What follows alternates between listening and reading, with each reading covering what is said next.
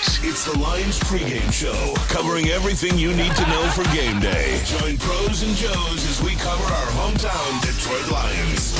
Roll pregame show on the WRIF. Yes, we're broadcasting live here at O'Toole's in Royal Oak. This is the DraftKings Rock and Roll pregame show. My name is Jade, alongside my friends from the Woodward Sports Network. We've got Adam, Braylon, and Neal. Gentlemen, Merry Christmas. Hope you guys had a great day. What's going on? It's good to be back here with you at O'Toole's. It is good to be back here. I know, Neal, you're going to have a lot to say about that big Lions win last week against the Cardinals. What a game. What a game. Can we just – I know you guys probably talked about it all week long over at Woodward Sports, but what a game. My word. What happened? What was going on? My friend over here, Adham, and I had talked about this for a couple of weeks, that the Arizona Cardinals were going to turn into the Arizona Cardinals at some point. Yeah. And what do you know? When the calendar flipped to December, Adam, here they are again. And we saw it again last night. The crumble continues. You talk about narratives in the NFL and why they matter. If you're the Arizona Cardinals, you just lost to the Rams. All right, we still got a 2-game lead technically because we can afford to lose one more, and we hold the tiebreaker. Cool. Detroit, at home. Can't lose it. They lose it. And only the Cardinals can do that. Yep. Only the Arizona Cardinals will do that. And they've shown it over the last 2 seasons now. And you look at it, is it a coaching thing, Braylon? Is it the quarterback? Is it just a mentality in the building? Who knows? It's something. But Jesus Christ, they had to lose to the Lions?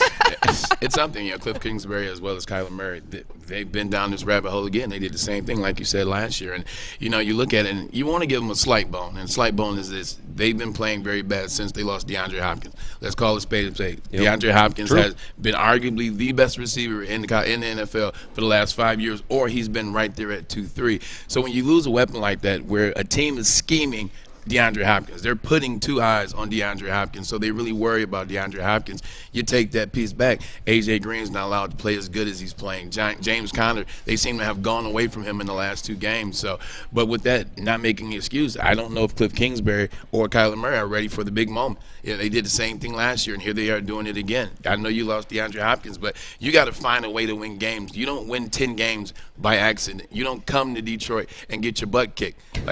You can't make an excuse for that. Something about them, they're not ready for the big moment, and something's going to have to change in the offseason. But, Jay, the moral of the story is this, though. And here's what I did like. The Lions took them apart. Yeah. And you could tell schematically, and I'm curious to get Braylon's take on it, too. What the Lions did to them defensively, they didn't have the ability to go down the field in the passing game. All that was open to them was a little flip out to the flat, to the running back. 2 high safeties all game. The tackle was made, and that was it. It was constantly 3rd and 11 for them. And the Lions schematically took them apart. So I guess that was good to see, though it did hurt.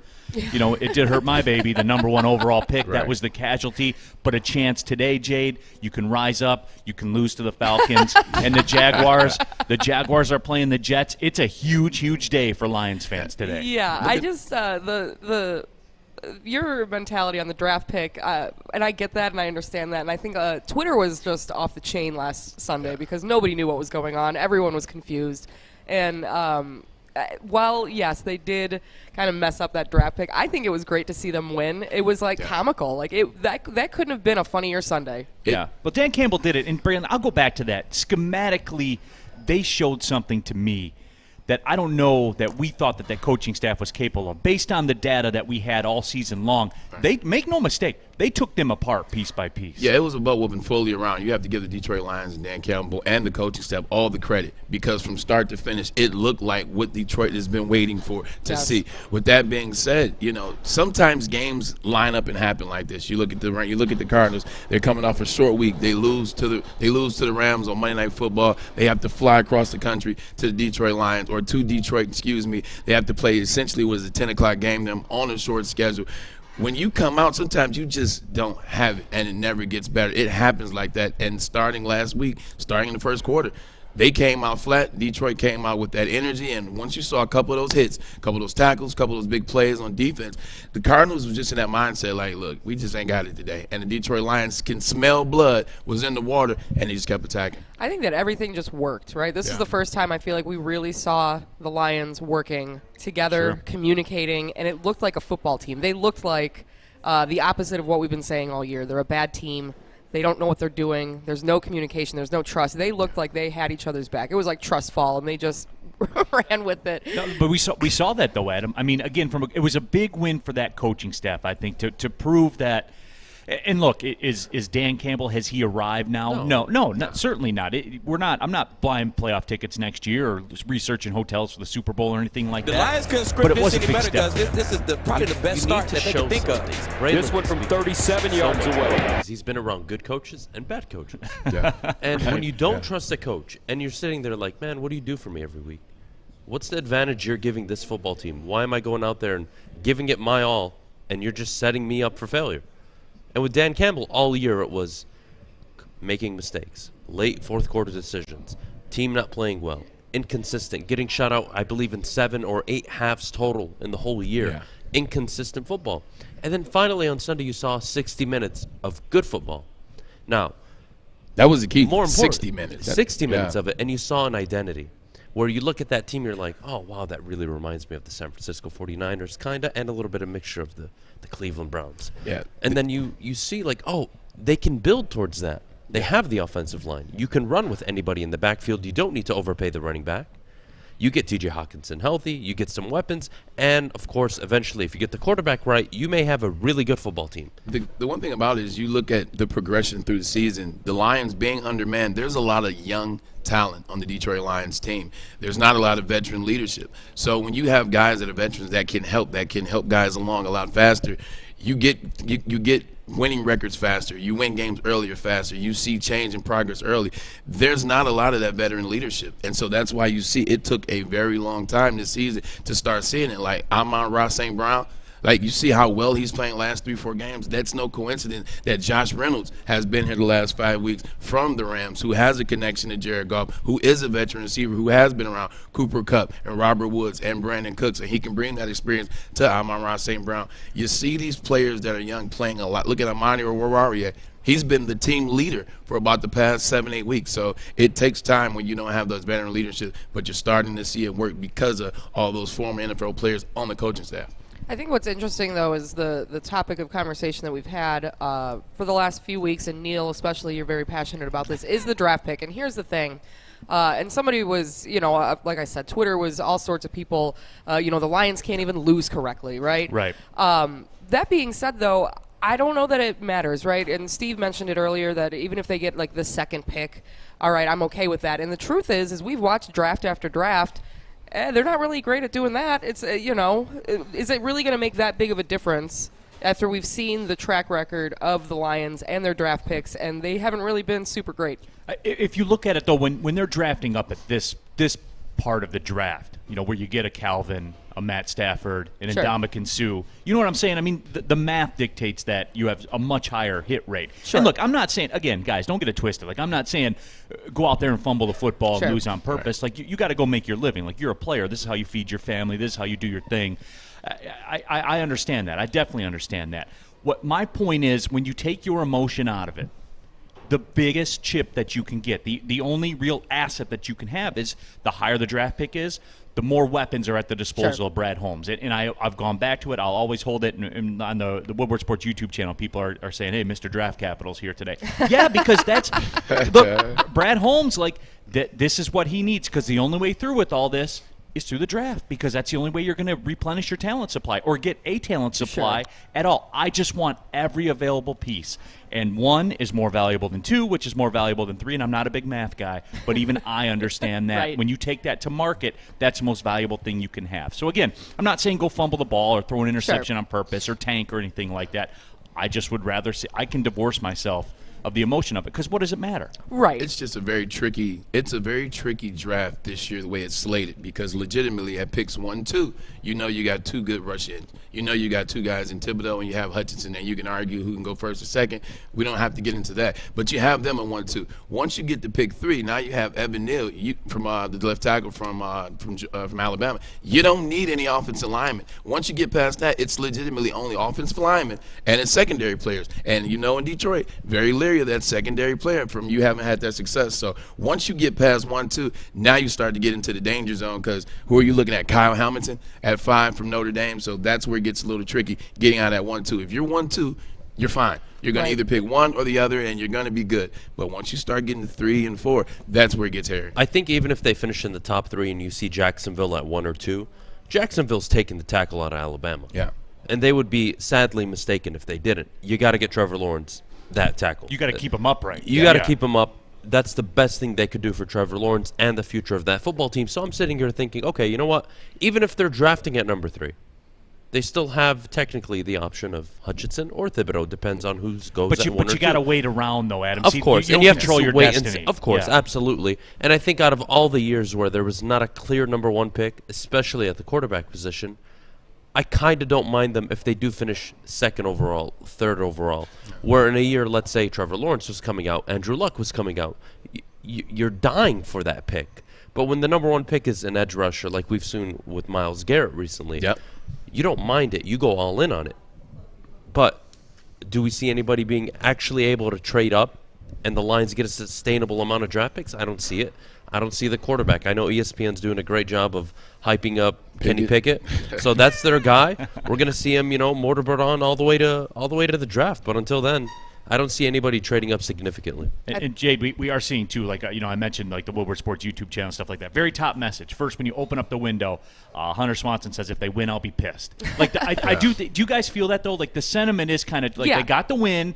Now it's time to lock in and lose some games. But yes, and I think that's expected. I think that last week was the Lions firing on all cylinders. The Cardinals clearly not. They they went out drinking the night before. I don't know what happened, but they weren't what we have seen earlier in the season. But I will say, take the draft out of it. To see that win and to see the Lions play as well as they did, I think everybody needed that. We needed to at least see that they had the ability to do it, right? Right. Is someone vacuuming? You've had 58 years of what the hell football. Yep. It hasn't been pretty. So, to Neal's point, when you see a fan say, well, just lose already. Like, I'm done. That's it. All right. You made your point. Well, they made their point from an identity and a culture standpoint. You see what they want to be in the future. And now it's like, all right, Brad Holmes, I know what you're probably going to end up taking. I know what you're looking for. I know what you're likely going to do in the free. Like, people can get behind a product even if it's losing. Yeah. Right. As long as you can see. The key thing is, though, next year, you can't be a 2-3 win football team. No. At the end of the day. The offensive line's too good, Adam. It's of course it's too good. And more important than that, you have a guy that you could win football games. I don't like Jared Goff. I really don't. Great human being. I don't like him as a quarterback. That does not mean you can't win football games with him. So you're in a really tricky spot. Next year is a year where you actually need to compete and win football games. I don't care who the head coach is. This isn't just Dan Campbell. If you don't win football games in the NFL, how do you expect to stick around? Right. What culture are you actually building? Yeah, I think typically the Detroit Lions, when they've had these predicaments where they can pick 1, 2, or 3, they can have high draft pick. They've just been a bad team with a bad coach and a bad GM and a bad front office. So you really just want them to tank, and you don't have to worry about it because they're going to do so anyway. What you saw in the win against the Cardinals last week, it's like you're watching the shift. And now you don't want to go backwards. I think last week by beating the Cardinals, I think it's too late to turn the clock back. I think they come out. I think they beat the Falcons. I think they win a couple more games. Who knows what's going to happen in the last game of the year? Because number 12 is not playing. Aaron Rodgers is not going to play. So I could see them winning these last 3 games, and then I could see Detroit fans being pissed. But you shouldn't, because it's starting to be what you want it to be, and just deal with the consequences. Speaking of Aaron Rodgers, when was the last time you looked at the Lions and you're like, man, they reminded me of the standard of the NFC North, Green Bay Packers. And 2014. You got to go back to the first year of Jim Caldwell. He took over a team with a very good roster and a franchise quarterback, 11-5. Yes, it wasn't the season you wanted, division winner. We can go back and remember that year, but the point was, he did technically what a coach is supposed to do. You take over a team with a franchise quarterback, you don't miss a beat. Matt LaFleur took over a team that won, 18 games over 2 years? Not even 16 games over 2 years in Green Bay. They had a losing record in 2 years prior to Matt LaFleur. He goes 13-3, 13-3, now 12-3. You pick up the baton when you have something. Dan Campbell, he's got Jared Goff. It's not that easy. Well, we have got a lot to get to. We are broadcasting live here at O'Toole's in Royal Oak. It's the DraftKings Rock and Roll pregame show. The Lions taking on the Falcons. Jared Goff out. So we'll talk about that and a bunch more coming up. It's 101 WRIF. Make sure you download the Woodward Sports app in the App Store and the Google Play Store today. Take Woodward Sports with you wherever you go and listen live on your phone or mobile device. Fellas, football season is here. It's time to make your grooming experience easy like Sunday morning. Get to Lady Jane's Haircuts for Men. Walk in, relax, watch your favorite team play, and before you know it, your hair will be game ready. Get to Lady Jane's, open 10 to 8, 7 days a week. Walk in anytime. It's wicked awesome. What's up, guys? It's Maddie checking in from the Cuervo Zone. I'm here with Joey. Joey and I are about to do a classic donut eating contest. Joey, are you ready? I don't know why you bring this up. Like I'm nice enough to bring donuts today. Shout out to Donut Cutter, of course, our boy Lonnie over there. But you really want this smoke? Oh, I'm ready. It's Christmas post. What do you call this? Post-Christmas? Sure. That's what today is. This is an annual post-Christmas donut eating contest. He ain't ready. All right, here we go. Here we go. Are you ready? Yeah, I'm ready. Here we go. 1, 2.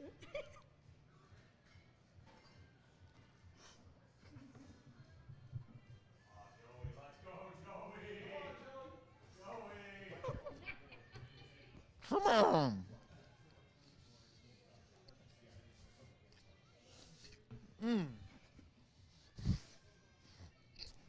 Okay.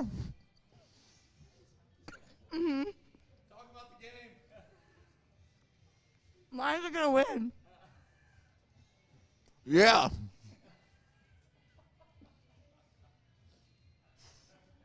I'm ready, done. Come on.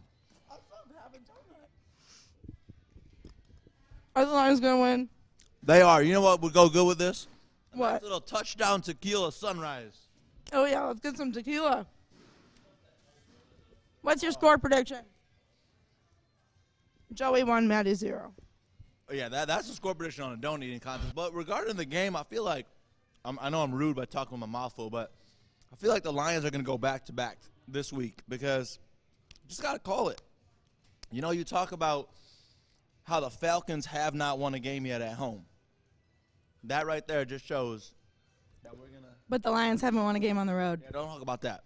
Back to the Falcons. That's going to be the reason why we get this W, and we're going to be going back-to-back. Lions getting this one today.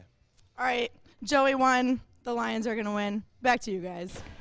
Thank you very much, Maddie. Appreciate that. We are live at O'Toole's in Royal Oak. It's a DraftKings Rock and Roll pregame show broadcasting on Woodward Sports Network. Also with Jade here, our friend from 101.1 WRIF. The whole RIF squad is up in here. We got Steve in here, Albert Dale. We got some radio royalty in the house here. Oh, wow. Between everybody that's going on here.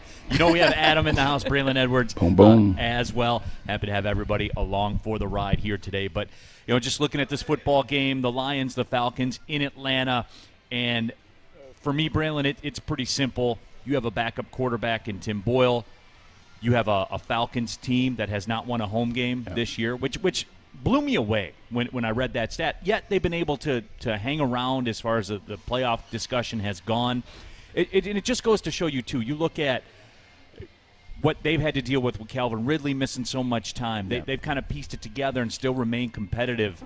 But for me, you know what the objective is. How can the Lions win this football game? Tim Boyle at quarterback, as we talked about, but they can still run the football. They run the ball well. You know, insert running back here. They've been able to get yards because that offensive line, since Taylor Decker has come back, has been mauling individuals. They have been winning in the trenches. So, you know, they have to stay above the down and distance today. You got to stay out of third and longs. You got to make it easy for Tim Boyle. You got to be able to run the ball on first down. You got to keep it short. You got to get to third and fours, your third and twos, so that you can get some first downs and stay on the field.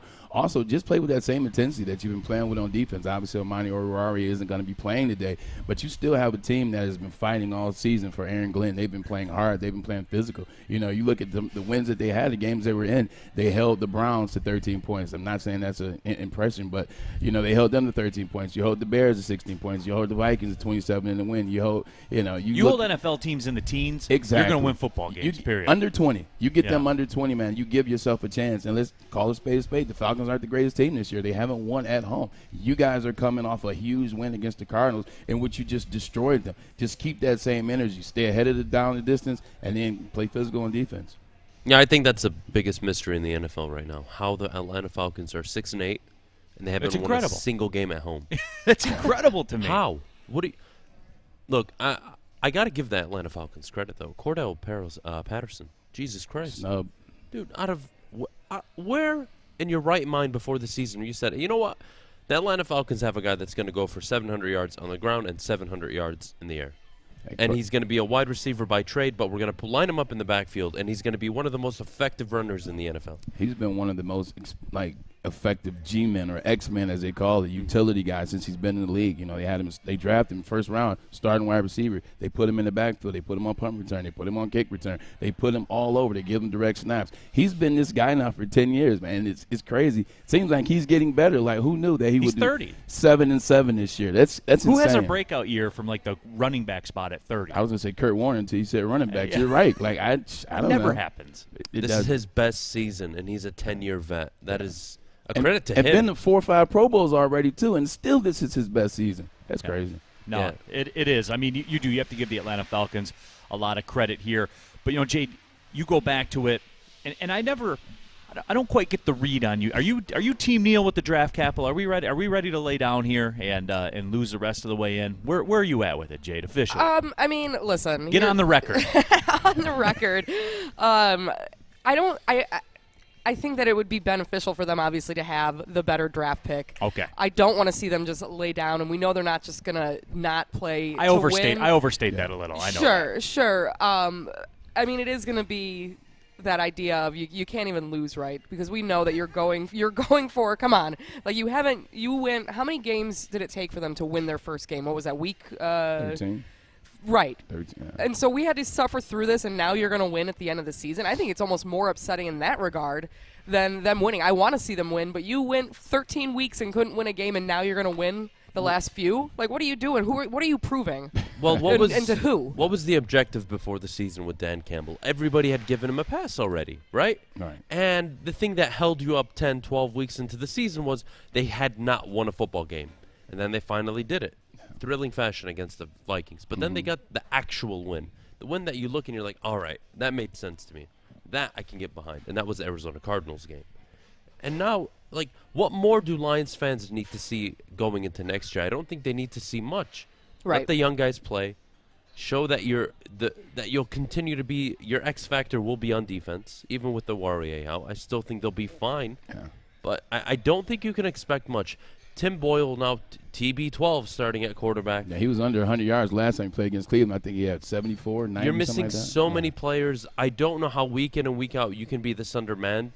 And I can sit up here and objectively say, like, you know what? Yeah, I expect you to compete today. No, I don't. I don't expect them to compete. See, I do, Adam, and here's why.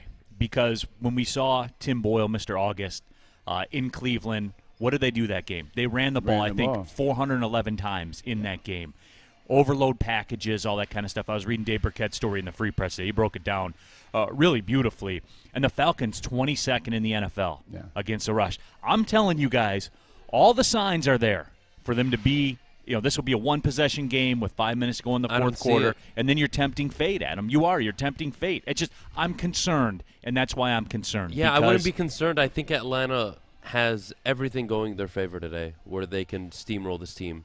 And that won't be a discredit against the coaching staff or anybody, really. I mean, it's a tough week.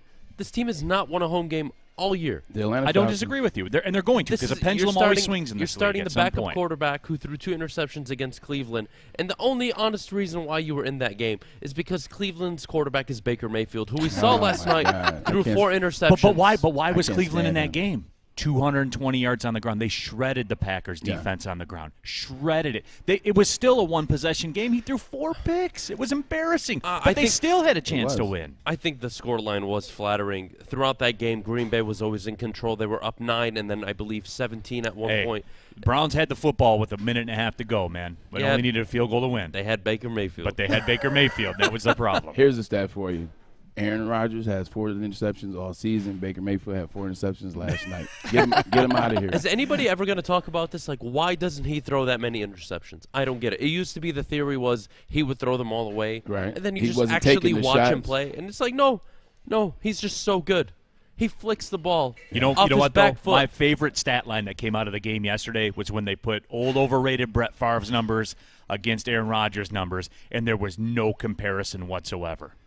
If you would have, if you would have blowing Brett's out, Aaron, Oh, yeah. absolutely. Yeah. If you put them side by side, There's and you no would've- contest. You would have put a figure like you couldn't. You didn't know who it was. You didn't know who it was. It could have been any two NFL quarterbacks.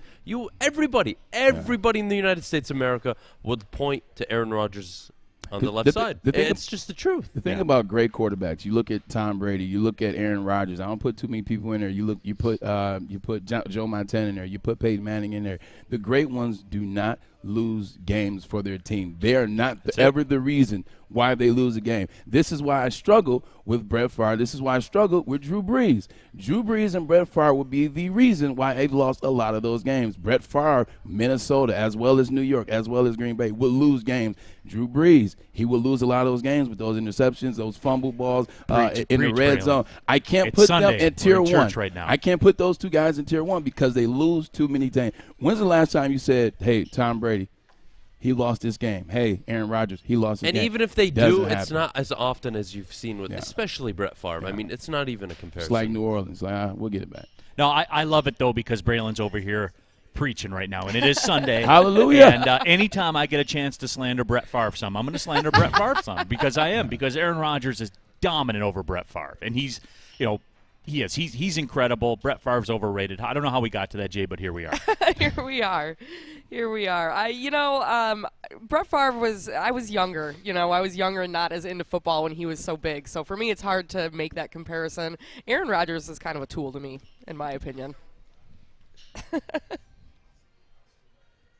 Make sure you download the Woodward Sports app in the App Store and the Google Play Store today. Take Woodward Sports with you wherever you go and listen live on your phone or mobile device. Sports Network.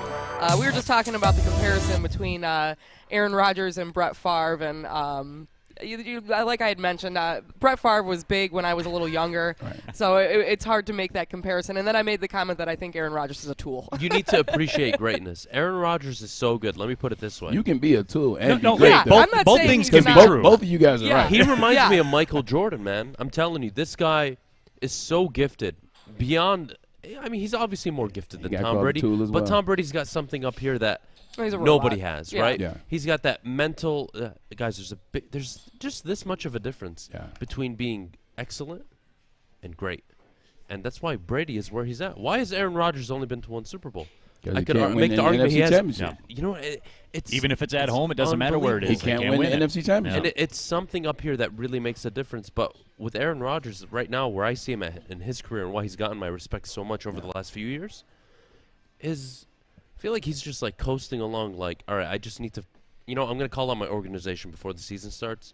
I'm putting him on blast for 20 minutes. I need motivation. I need pressure. I'm just too good at this. Right. Like, I need something to keep me working, motivated, so I can deliver and play at the highest level. It's like Jordan. You just made the comparison. He's like Jordan. What did we watch when we watched the documentary, The Last Dance? He would find BS. He would make up stuff. And I took that personally. Exactly. And I took to have a conversation and to get that motivation. They're very similar in that regard. And Tom Brady does that all the time.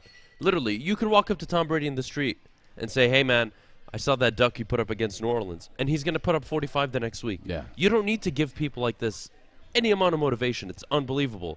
But I'm glad Neal's on the Brett Favre slander train. I don't know how we got here, but I got your back, You buddy. talk about records that will never be broken in sports.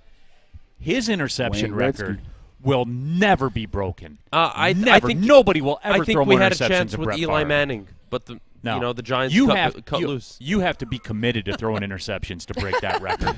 You can't. Nobody. I mean, think about Baker that. Mayfield's on pace. There you go. You're over 3, but he's not going to be around. Why? Give him a chance. Let him break the record. That's what I would do. He won't be in Cleveland at least. Baker Mayfield's going to be out of Cleveland. I think that experiment is about at its end. I think it's at its end. When you look when Mullins comes in and you don't see any difference with Baker Mayfield. That's you why. Look when Case Keenum comes in and you don't see any difference. In fact, Case Keenum, you could argue, was better in the one game that he played. Baker Mayfield. Everything has to be exactly perfect for him to win. Problem. And guess what? This is the NFL. Nothing is ever exactly But that's perfect. why it was so damaged. That year Freddie Kitchens was coach, and he was an absolute clown out there.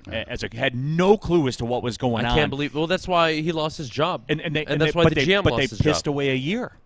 A year where Baker's on a rookie contract. You know what I'm saying? All it comes back to the contracts for me. That's so valuable. You don't recover from that. Can you win in certain cities without taking the identity of the city? And I'll give you an example. In LA, it's flashy. Summer, you think of all the good things, right? You the Cooper Cups and right. the great catches. And you go to Detroit, and it's gritty. Cleveland, gritty, hardworking people, middle class. And can you bring the LA mindset, the successful mindset of even Green Bay? Green Bay is a West Coast zone running team. Yeah. But they're finesse. Obviously, they have Aaron Rodgers, don't get me wrong. But the point is, can you build? And when I look at Detroit, and Cleveland's a perfect example, the Tigers, you remember all the flashy years in the mid-2000s, Neal, into the early 2010s, where they had one of the most stacked rosters in all of baseball. And then you look at the Wings in the late 90s, early 2000s. That was some of the best hockey you could have ever watched. And that was all finesse and flash in the city of Detroit. And it seems like it's only the Detroit Lions who feel like, oh, no, we need to take the identity of the city in order to win. But I've seen the Pistons, bad boy Pistons. I mean, that's a whole different thing. Right. But they have gone through an evolution. When can the Lions, and to go back to the Cleveland Browns, when can you not mold your identity around just the city, but actually build a product that can win on the field? That's actually a great question. But I think when you look at L.A., I think a lot of times when you look at the L.A. Rams, you assume that they're flash because you hear L.A. You see $5 billion stadium. You see passing in this, but they're actually not a flashy team. They try to run the ball. They have a quarterback that plays when he's banged up, same like he did here. He's a gritty guy. He'll go in there, give you what he has. Yes, Cooper Kupp has a lot of yards, but it's literally by the book. The offensive line has played well for them early on in the year. Andrew Whitworth, that guy is a horse. He is a mountain. Like, he moves people the opposite way. You go on the opposite side. Aaron Donald, ain't nothing about him flashy. It's mean. It's tough. And then you bring in Jalen Ramsey. Yeah, he talks a lot, but nobody wants to be covered by him because he's hard-nosed. He plays that level of football. I think in L.A. it's a misconception that they are a flashy team. I think they're a lot more gritty than people think. But to your point, it's tough to do that. It's tough to have a representation, which is flash, which is L.A., but then play gritty football. And it's tough to be in a gritty city like Cleveland. Browns, they always are gritty. The Cleveland Browns are a gritty football team. Tough defensively. That's why they got the Odell offensive out line of is unbelievable. Nick Chubb, unbelievable running Kareem back, Hunt top when he's 3. healthy. Like, they've got it, but they don't got the quarterback. And I'll say this to my grave. I don't care how good of a head coach you are. If you don't have the quarterback, you aren't going to last long in the league. I don't care how schematically sound you are. I don't care how well your teams are prepared. And that cuts both ways, I think. It cuts both ways, and you can't be a great quarterback without the coach. At least a good coach. Show me the great coach, I'll show you a quarterback. Show me the great quarterback, I'll show you the coach. Sean McVay got to the Super Bowl with the guy you don't like. Absolutely. But that's because he had Ty Gurley in the backfield. No, I mean, Jade, I have a question for you. Sure. And we came across this on the Woodward Sports YouTube channel today. Epic says, it would suck to be named Baker. Do you think it would suck to be named Baker? I mean, now that we're thinking about it, now that we're talking about it. If that's your first name? Yeah. Okay. It's not a great first name. Like, No. where did they get that from? Like, what is that? I think it works like if you're an NFL Doughboy? quarterback. But can you imagine you're in the Or a baseball player. I think it's a good last name. I don't think it's a good first name. Anita Baker, there you go. But if you think about it though, like, it's a cool name if you're a quarterback in the NFL. But if you're in lunch line in 7th grade, Thank you. Hey, Baker. Where's the responsibility with parents these days, naming their kids the way they do? Like, just something that popped in my Lay head. off Jay. the alcohol. Parents sign up their kids for bowling, and then they complain about it when they get to middle school. Like, Well, we look at the evolution Baker. of names over the just saying it, Baker. hey, Baker. All right, AJ, put that one back on the track. Bring this show back on the tracks now after that one. Let's bring it back. We're gonna reel it back in here. It's an interesting concept. The name Baker. What is interesting? What you guys were just talking about, though, the grittiness of the team, and I've never even thought about that. Detroit's a gritty town. We know that. I'm born and raised in Metro Detroit, so I can understand that. LA is flashy. In terms of football, though, I've never thought about it that way. I've never even had that thought enter my brain that the LA Rams are a flashy team because they're Los Angeles. I think you go out and you play football. It's a hard sport. It's a rough sport. And that's what they're doing, whether or not whatever city that you're in. And here in Detroit, I think we just want to see somebody win. Like Braylon and Neal are going to love this.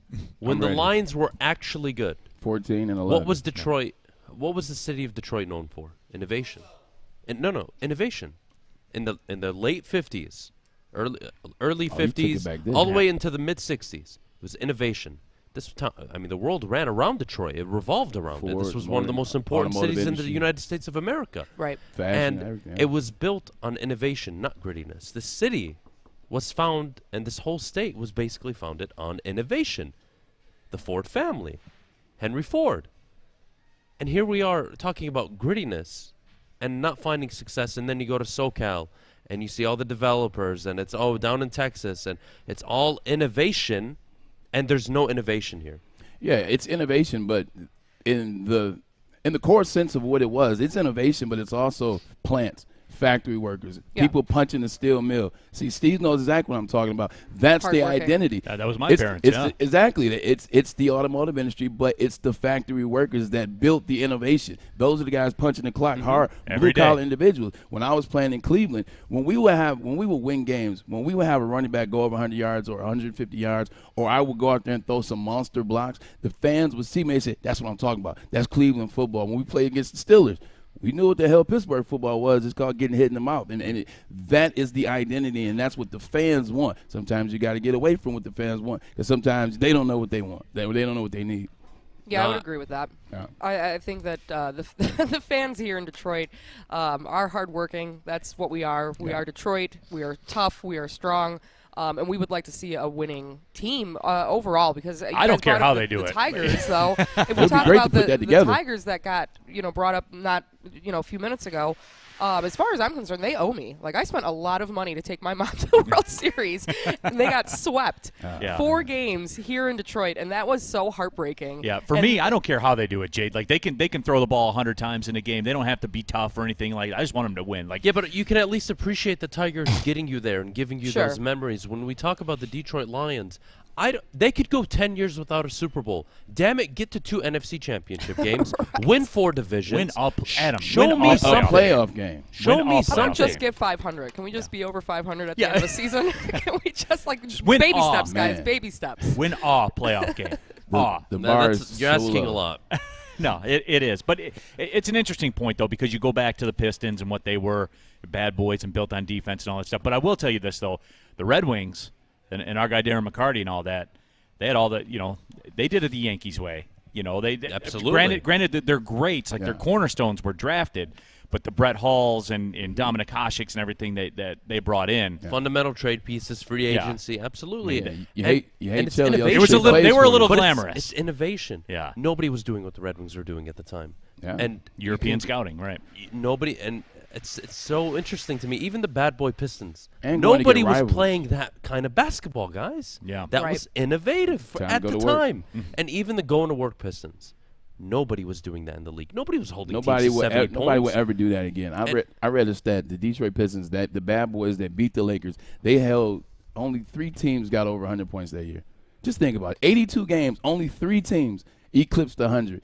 That will never be done again. That will never happen. Do you guys think that sports in general have gotten flashy, as we say? Certain cities, right? They're a little bit flashier, but sports just in general. Finesse, but at the same time, like when we look at things, like look at all the Baker Mayfield commercials that we see. Yeah, it's marketing based. You know what now. I'm saying? Yeah. And I feel like it's so heavily based on that maybe we don't care as much about being the bad boys and having this awesome team that has attitude and that goes out there and does things a little bit differently than everybody else, because they're making, I mean, how much money is Baker Mayfield making? He'll throw interceptions, he'll beat the Brett Favre record. Who cares? No, all sports. Well, just remember, he can't. It's mathematically impossible for anybody to beat Brett Favre's interception record. All sports now are flashy, and they start with Instagram and kids wanting to do the flashy thing, to post on Instagram, to do things like that. I give you an example. Look at Ohio State this year. You know why Ohio State lost to Michigan? Because what have they been known for? Physical. They've been known for Nick Bosa, Joey Bosa, offensive line, Young, offensive line play. Orlando Pace, if you want to take it back to the early 90s. They were dominant in the trenches. You know what I saw at Ohio State this year? Finesse. They were cute. Right. Like, they played the same way, and I saw it against Oregon. I said the reason why they lost to Oregon is because they were finesse. That is all sports. That's hockey. That's baseball. Everything is flashy. It's cute. It's finesse now. That's why sometimes when you get that right combination of the teams and the coaches that can take it back to the physicality, but sprinkle some of that finesse and flash in there, that's when you get the Braylon, Chiefs. That's when you get the Chiefs. That's when you get the Bucks. Braylon, what's the saying where talent doesn't beat hard work, or whatever it is? The core concept behind that is, no matter how finesse or how talented you are, you still need to do the core fundamentals. And to his Ohio State point, you need to block. Yep. You need to win in the trenches. You don't do anything there, good luck trying to win a football game. I don't care how talented your quarterback is. I don't care how talented your wide receiving core is. It doesn't matter at the end of the day if you don't have a core fundamental process. And I love that he brought up the Rams.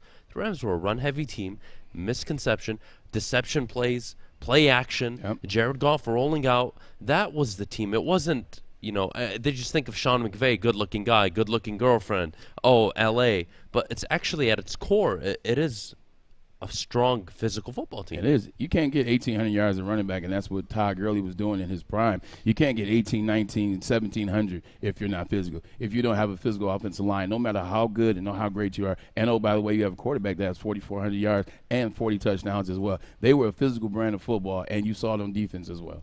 Well, I know that someone got physical last week, and that was Tom Brady. He had a little bit of a meltdown, so I want to talk about that with you guys. We're going to take a quick break. We're broadcasting live here at O'Toole's. It's the DraftKings Rock and Roll pregame show on 101 WRIF. Make sure you download the Woodward Sports app in the App Store and the Google Play Store today. Take Woodward Sports with you wherever you go and listen live on your phone or mobile device. Yes, sir. You have family coming over for the holidays and need new flooring? Now at the Carpet Guys, get holiday savings of up to 65% off new flooring, plus 48-month interest-free financing. Be wise and call the Carpet Guys today.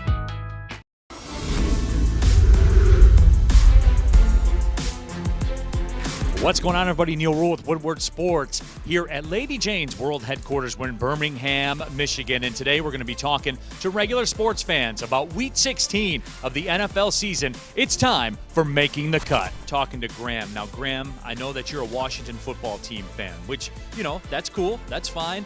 But we are here in Birmingham, Michigan. The Lions playing the Falcons this week, and I'll let you know because you probably don't know that because you're not a Lions fan. But let me ask you this. Are the Lions going to beat Atlanta this week? What do you think? It's the Lions. Atlanta's not a bad team. They don't have a bad offense, so I'm going to go with no.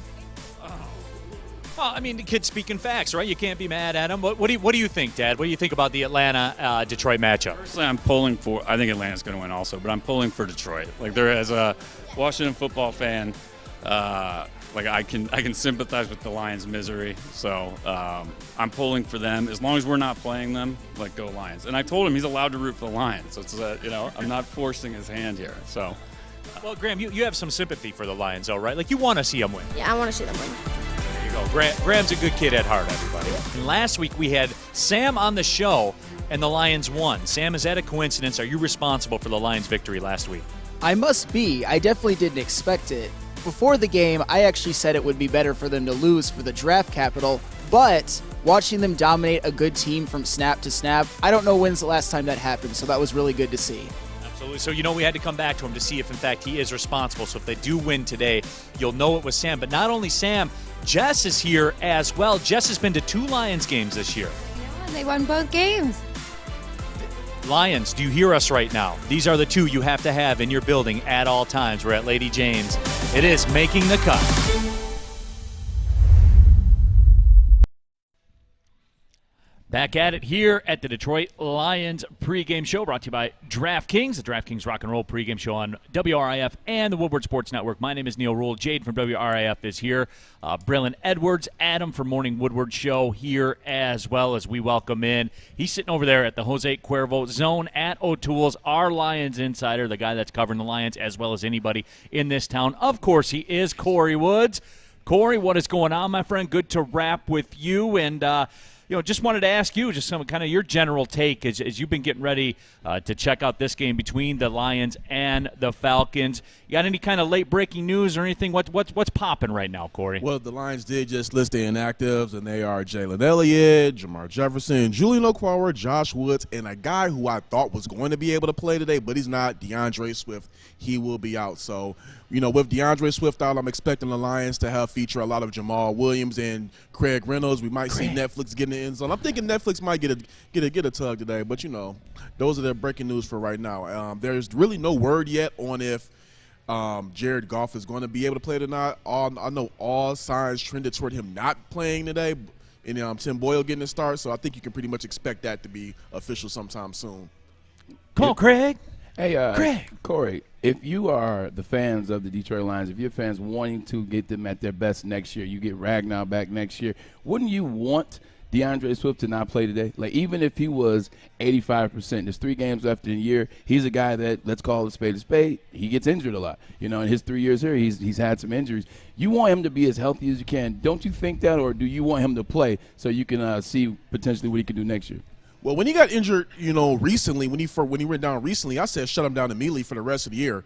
I mean, I understand. I still want the team to go out and compete. I mean, I think fans want the team to go out and compete for the rest of the year. You know, don't want to go out there tanking games. I think that's a silly concept. I talked about that earlier this week. But with DeAndre Swift, with the guy being, you know, your featured back, your future of the franchise, you do not want him to go out there and suffer an injury and games that are not going to push you any further to a playoff push or anything like that. So go ahead, shut them down. You got some young guys on there trying to compete for jobs to either come back to the Lions this year or to get a look with another team. So go ahead and see what you got, because you may have some guys like a Craig Reynolds who showcases what they can do, and you can bring them back next year for depth. But putting DeAndre Swift out there, as much as he wants to go out there and play, I think it's the best interest of the franchise to sit him down.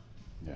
No, I agree with that, but in the back of my mind, though, Corey, the concern level is starting to grow with DeAndre Swift, because look, we can talk, and we've seen it, right? We know what he's capable of out there on the field. He is an impact player when he plays, and I'm starting to ask those questions, Corey. Am I crazy with that? I mean, you know, we're getting down to it right now, and through it all, I think the Lions have proven with guys like Craig Reynolds, what they've been able to do through free agency, the way that the running back position's valued.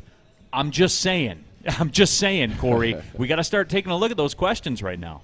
Well, I just go ahead and just, you know, see what you have with him, because again, I know he's been injured, but the whole Lions team has been injured this year. Everybody this whole entire year has been going down with injuries. When you got a guy like DeAndre Swift, you do not want to let that go prematurely. So just, you know, don't get too worried. I say if year 3, you know, he comes back and he's injured again, then, I mean, okay, then you got to start asking questions. I mean, the first 2 years of Matthew Stafford's career, he was injured here, and then look what he went on to do. I mean, granted, he didn't bring any, you know, chips here, but I would say that he's had a pretty good career as far as statistically so far. So let's just see what DeAndre Swift has. Don't jump off the train too soon. I'm not, Corey. I'm not jumping off the bandwagon with them yet. I'm just saying we got to start to ask these questions now. You can ask the question. You can definitely ask the questions. I think that's fair.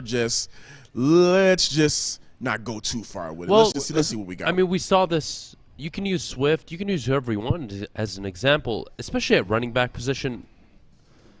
The market doesn't validate you paying DeAndre Swift big money. Right. Now, look, I want the guy to get paid. I want to take care of his family, but we're not there with him yet. There's still 2 years away. Of course, and you have these next 2 years where you're not paying him much to see what you can get out of him. Yeah.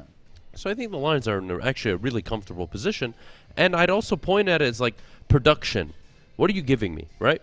And if you're available 7, 8, 9, 10 games a year, one, I'm not paying you. And 2, well, I need to start looking for another running back. And we'll see. Craig Reynolds, everyone, when you say Netflix, that's the biggest compliment to this football team. No, it is. Because it just shows how good the offensive line is. Yeah. No, absolutely. Corey, we appreciate you, as always, brother, over there in the Jose Cuervo Dome. Appreciate the updates, man. All right, no problem. All right, our guy Corey Woods. Follow him on Twitter if you're watching on YouTube, at Corey E. Woods. He's covering the Lions as well as anybody's doing it in this town. Our Lions beat reporter here for Woodward Sports. And real quickly, guys. There is something to that, what you were saying, though. Like, both you guys were speaking the truth. Because although he's only been here 2 years, and yes, he still has 2 years on the deal, but you still want to see these injuries unfold. The reason why I say that is because with running back, you know that declination happens fast. Like, look at Ty Gurley a couple years ago, look at Le'Veon Bell, and then they're going like Ezekiel Elliott, et cetera. So you really want to pay that close attention, because that running back, you have that 6-year window. And already at 2 years, he's already starting to get injured a little bit more and more. So you want to keep an eye on that, because it happens fast at the running back position. No, and T.J. Hawkinson's in the same boat for me. Yeah. He is. I'm not saying cut bait. I'm not saying it's over, anything like that. I'm just saying keep an eye on it. Right now, if you had to pay DeAndre Swift, I think we can all agree with the information, data you have now, you don't make the move, right? And I can also use the same argument about T.J. Hawkinson. I look at his first 40 games in Detroit and compare him to Eric Ebron. Eric Ebron, 133 receptions, Hawkinson, 160. Ebron, 1,500 yards, Hawkinson, 1,600 yards. Production. But we all agree Hawkinson's a much better tight end than Ebron. Yeah. When he plays. But look at the production. When he plays. Let's take a quick moment. We'll rejoin on the riff. Absolutely. Here at O'Toole's. Love it. One of my favorite spots in Royal Oak. It doesn't get much better than that. We're back on the DraftKings Rock and Roll pregame show on the RIF. That's right. We're broadcasting live here at O'Toole's in Royal Oak. The Lions taking on the Falcons coming up at 1 o'clock in Atlanta. My name is Jade. We're broadcasting live with the Woodward Sports Network. I've got Adham, Braylon, and Neal alongside me. Gentlemen, thanks for joining me. I mentioned it before we took the break. Tom Brady, man, we got to talk about him. He had a breakdown last week. He threw the tablet. Pun intended. This is the first time he has been shut out in, 15 years? 15 years, yeah. 15 years. Last time was he did not Be score careful, because Neal might break that laptop if the Lions win today. I could. There's a good chance you're going to pull a Tom Brady. Is that something we can say now? You're pulling a Tom Brady. I mean, they call him Psycho way. Tom, right? Yeah. I mean, my goodness gracious. Well, first of all, what happened? Like, okay, all right, go. Frustration. You're looking at the Microsoft Surface tablet. You're like, I know what the coverage is. He's open. I'm not making the throws. And he got frustrated. I don't blame him. This is the first time we have ever seen Tom Brady be so off. I mean, that was what was so great about last weekend was the Lions beat the Cardinals, and Tom Brady, like, he was playing a different sport. Like, what happened? I mean, you've never seen someone who is such an athlete, who is so good at what he does, perform that way. And I'll put this question to you, Braylon, because the Saints have his number for whatever reason. And why is that? Break that down. Why are certain matchups, why is it like that? Twofold. One, if that was Odell Beckham that would have threw a service, they would have raised hell. But it's TV 12 and it's okay. It's accepted. Oh, well, it's Tom Brady. We'll give him a pass. But anyway, they're physical. When they play against them, they always win the line. We were just talking about the Ohio State, talking about the line of scrimmage. Demario Davis, as well as Cameron Jordan, they destroy the line of scrimmage. The offensive line, they want no parts. It's like they walk into that game with a different mindset. They know they have Tampa's number, whether Tom Brady's the quarterback or not. They have that game, and they go out there and play that way. And I feel like Tampa has that mindset. Sometimes you go and play like when I was playing for the Browns, we knew we were going to lose to the Steelers every year. It just was what it was. Every game we were going to go there, we were going to lose. Don't get me wrong. We were going to play hard. We were going to fight hard. Sometimes it'd be close. Sometimes it would. But we knew we were going to lose. Same thing with the Tampa Bay Buccaneers. When they get into that game against New Orleans, whether it's at the Superdome, whether it's in Tampa, they know they're going to lose. But let's not be too harsh on Tom because Rob Gronkowski didn't finish the game. Mike Evans did not finish the game. Leonard Fournette did not finish the game. Chris Godwin did not finish the game. And 2 of those 4 players are now out for the year. When you have 4 Pro Bowl players and they all go out in the blaze of glory in a game that you already are nervous about anyway, it leads to frustration. Now you're playing with guys that you haven't seen all year. You're trying to find communications thrown off. Oh my completely. God! You're trying to find Scotty Miller over the middle. Like it's just not happening. So let's give this a one-off because of how everyone got hurt. And you're talking about 4 Pro Bowl players, but there's something about Tampa versus the Saints. Tom or whoever quarterback, Jameis Winston. It doesn't matter.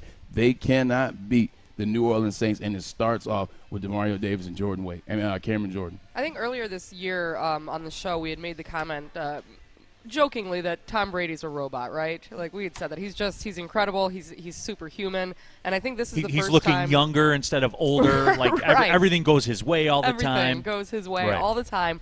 And I think for a lot of people, and you said, don't be too hard on him. Yeah. And I don't even want to be that hard on him because I think this is the first time we've seen him as a human. Like we see that, like you are just like the rest of us. You have had a Life's bad hard day. for you too, and I'm here for it. I am here for you, and I am here for this. And you had a bad day, just like the rest of us. For the first time, Tom Brady had a bad day. I think that it was interesting. It's warranted after 15 years of just making the league look like a joke and going to the Super Bowl every year. 20 years. Like we deserve this as fans. Yes. Nobody wants to see it. Look, Patriots 9-4 a few weeks ago, back at the top of the AFC East. No. I don't want it. The Bills better win today. I'm tired. I had to deal with this for 20 years. Right. I've had to watch the Packers all my life. I'm sick of this. And the good thing about it is you're seeing more chinks in the armor with Tom Brady. Like, and I know you look at me, you're like, wait, are you watching the same game I'm watching? Just look at them in the playoffs 2 years ago when he was with the Patriots, the pick 6 to win the game against the Bills. Like, you started to see little things happen over the past 3-4 years, man. And I think that moment, obviously, players go out, players are injured. But he hasn't had his team hasn't gotten to the spot where he wants to be. I think that's a part of the frustration as well. It wasn't just that game. It wasn't just Mike Evans going down. It's an execution thing over the whole season. It was execution over the season. Like their defense has not lived up to what they did last year in the playoffs. But as offense guys, you're not going to call out the defense. That's not how it works. But you still know that they're not living up to the end of the bargain. There's probably some stuff going on. He's pissed at AB still. He's pissed at how the AB situation played out. Here I go, stick my neck out for you. I vouch for you. And then you do this BS. And then I got to come back and get you on the team because Bruce Arians definitely was trying to kick his butt out of there. So I think it's just the frustration of the whole season. And you saw when he threw that surface, it had more to do with the Saints. It had with the whole season. Yeah, I think he might have seen an Antonio Brown picture, and he probably threw it. That could be the reason. That's what was on the surface. 100%. Hey, Antonio Brown's his ticket to stay alive now, though, yes, too. It is. It's funny how life moves pretty quickly. They were going to cut him. If I Mike know. Evans and Chris Godwin don't go down, they were going to cut Antonio Brown. Now he's their only hope. Yeah. I think the other part too that is interesting to see is, how long has Brady been in the league, right? Too long. A million years. A million years, right? And to see his level of frustration, it's incredible to see the success that he has had and see that he still cares that much. This is what he does. This is every Sunday he goes out and we see him. He doesn't drink. He drinks only when he wins the Super Bowl. That's why so he's drank, great. about 7 or 8 times his whole life, right? And so to see him still care and not be like, well, I am the GOAT. I've won. My hands are so heavy from the rings I'm wearing. It's not that big of a deal, whatever. No, he cared, and he threw that tablet. It was so good. You make a great point because it's not like even it's just the Patriots win. Like, he legitimately came to a new team last year, the Tampa Bay Buccaneers, and won a Super Bowl, especially against all odds. They had to go on the road. Like, every game, they had to go on the road except the Washington football team. He won, and he's coming back and still has that level of care, that level of concern. To your point, he could have gave up after this year, said, you know what, hey, I did what I told you. It wasn't Belichick. I told you it was me. Got the ring. Now, hey, if I suck, I suck, or I'm going to retire. But he's still There's so many leading people like the that league in in this world. stats. Right. Yes, they are, and they're all what? And they're all great. They're all great, and it is so hard to explain what goes through people like that. LeBron. What goes through their head. That every day, Kobe, I need to be better than I was yesterday. Yeah. And they do it for 20, 30 years, and that's why they're successful. This isn't rocket I science. wish I could do that for one but day. nobody's 20 that minutes, disciplined, huh? and Yeah, nobody's I'll go willing to forward. put in that work. Kobe was a robot for 20 years. Rest in peace. Kobe Yep. was a robot for 20 years. People didn't. They thought he was a you-know-what. They didn't think he had a personality. Soon as he retires after he hit the 60 ball, he's literally, you're like, oh, shoot, he's the greatest father ever. He's the coolest dude ever. Like, the stuff that he was doing for the WNBA and women basketball players, and he won an Oscar, and you see his personality. Some people know how to dial in for the time period that they're supposed to dial in, and then when it's all said and done, Let it go. now it's time to go get drunk. Right. Now Being it's a time. pro, yeah. Exactly. Some Being a people pro. have it, man. And Kobe, you talk about Tiger Woods. Yeah, I was like, just gonna he's say human Tiger. now. He Yeah. looks human. You see him out there with Charlie. He's having fun. He's become a family man. Some people have that, and they're all called great. And by the way, we were talking about Tom Brady, and earlier we were talking about Brett Favre. Remember that? And Baker Mayfield, and everyone's like, "Hey, Baker Mayfield, he can catch Brett Favre's interception record." Baker Mayfield is 282 interceptions away from Brett Favre. Man, Brett Favre was let good. him play for another. Let him play for another what? 10 he's 15 years. got to throw 28 a 15 year years. for the next 10 years. That's fine. To get there. He can do it. And by the way, Tom Brady's 134 interceptions behind. So if he plays till he's 55 and he throws 13 interceptions a year for the Baker next 10 could be years, one of he'll the be greatest quarterbacks to ever play the game of football if he listens to me right now. He should sign to a team that's looking to rebuild every single year, sign a 1-year deal, go there, throw 30 interceptions, go 1-15, 1-16 every single year, do it for 10, 15 years, make a living out of it. Get your name in the record. What if book. And Baker get your name in the Mayfield record came to book. the He can go to the Yeah. Jets. There you go. He can go to Houston. What if he came to Detroit? No, no, no, hell no, hell no. Hell, I would be. offended by that. Listen, Tell him why you're mad. I would totally go to jail. I would prevent that from happening. I could care less. It's not happening. So then the other question is, we were talking about Tom Brady. What would happen if Tom Brady came to Detroit? Like, what Nothing. does that football team look like? Is it still a losing Like right football now, if team? he came to Detroit, nothing. No? They weren't ready like the Buccaneers were. Okay. They don't have the experienced coaching staff that the Buccaneers had.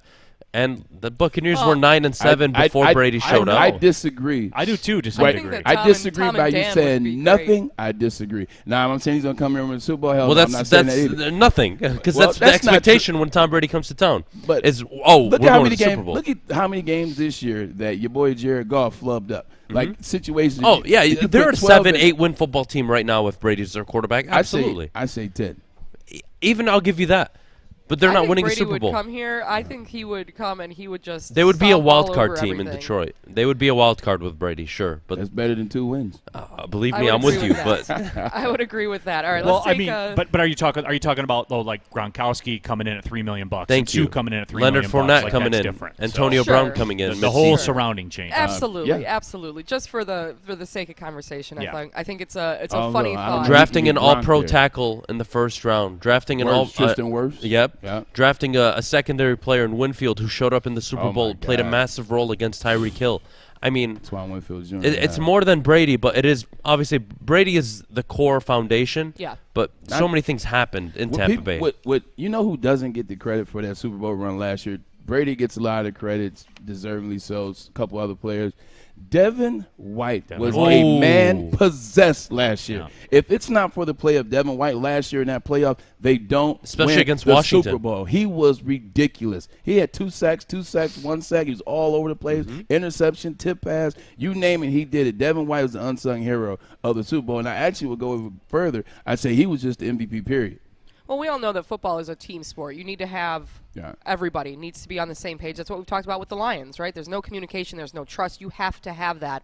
I think that what is interesting about Tom Brady, though, is that he makes players great. He brings the standard up here. He brings the standard up. He holds makes you the people- accountable. He holds you accountable. He makes you do what you're supposed to do and hold you accountable for it. And that's why he's a winner.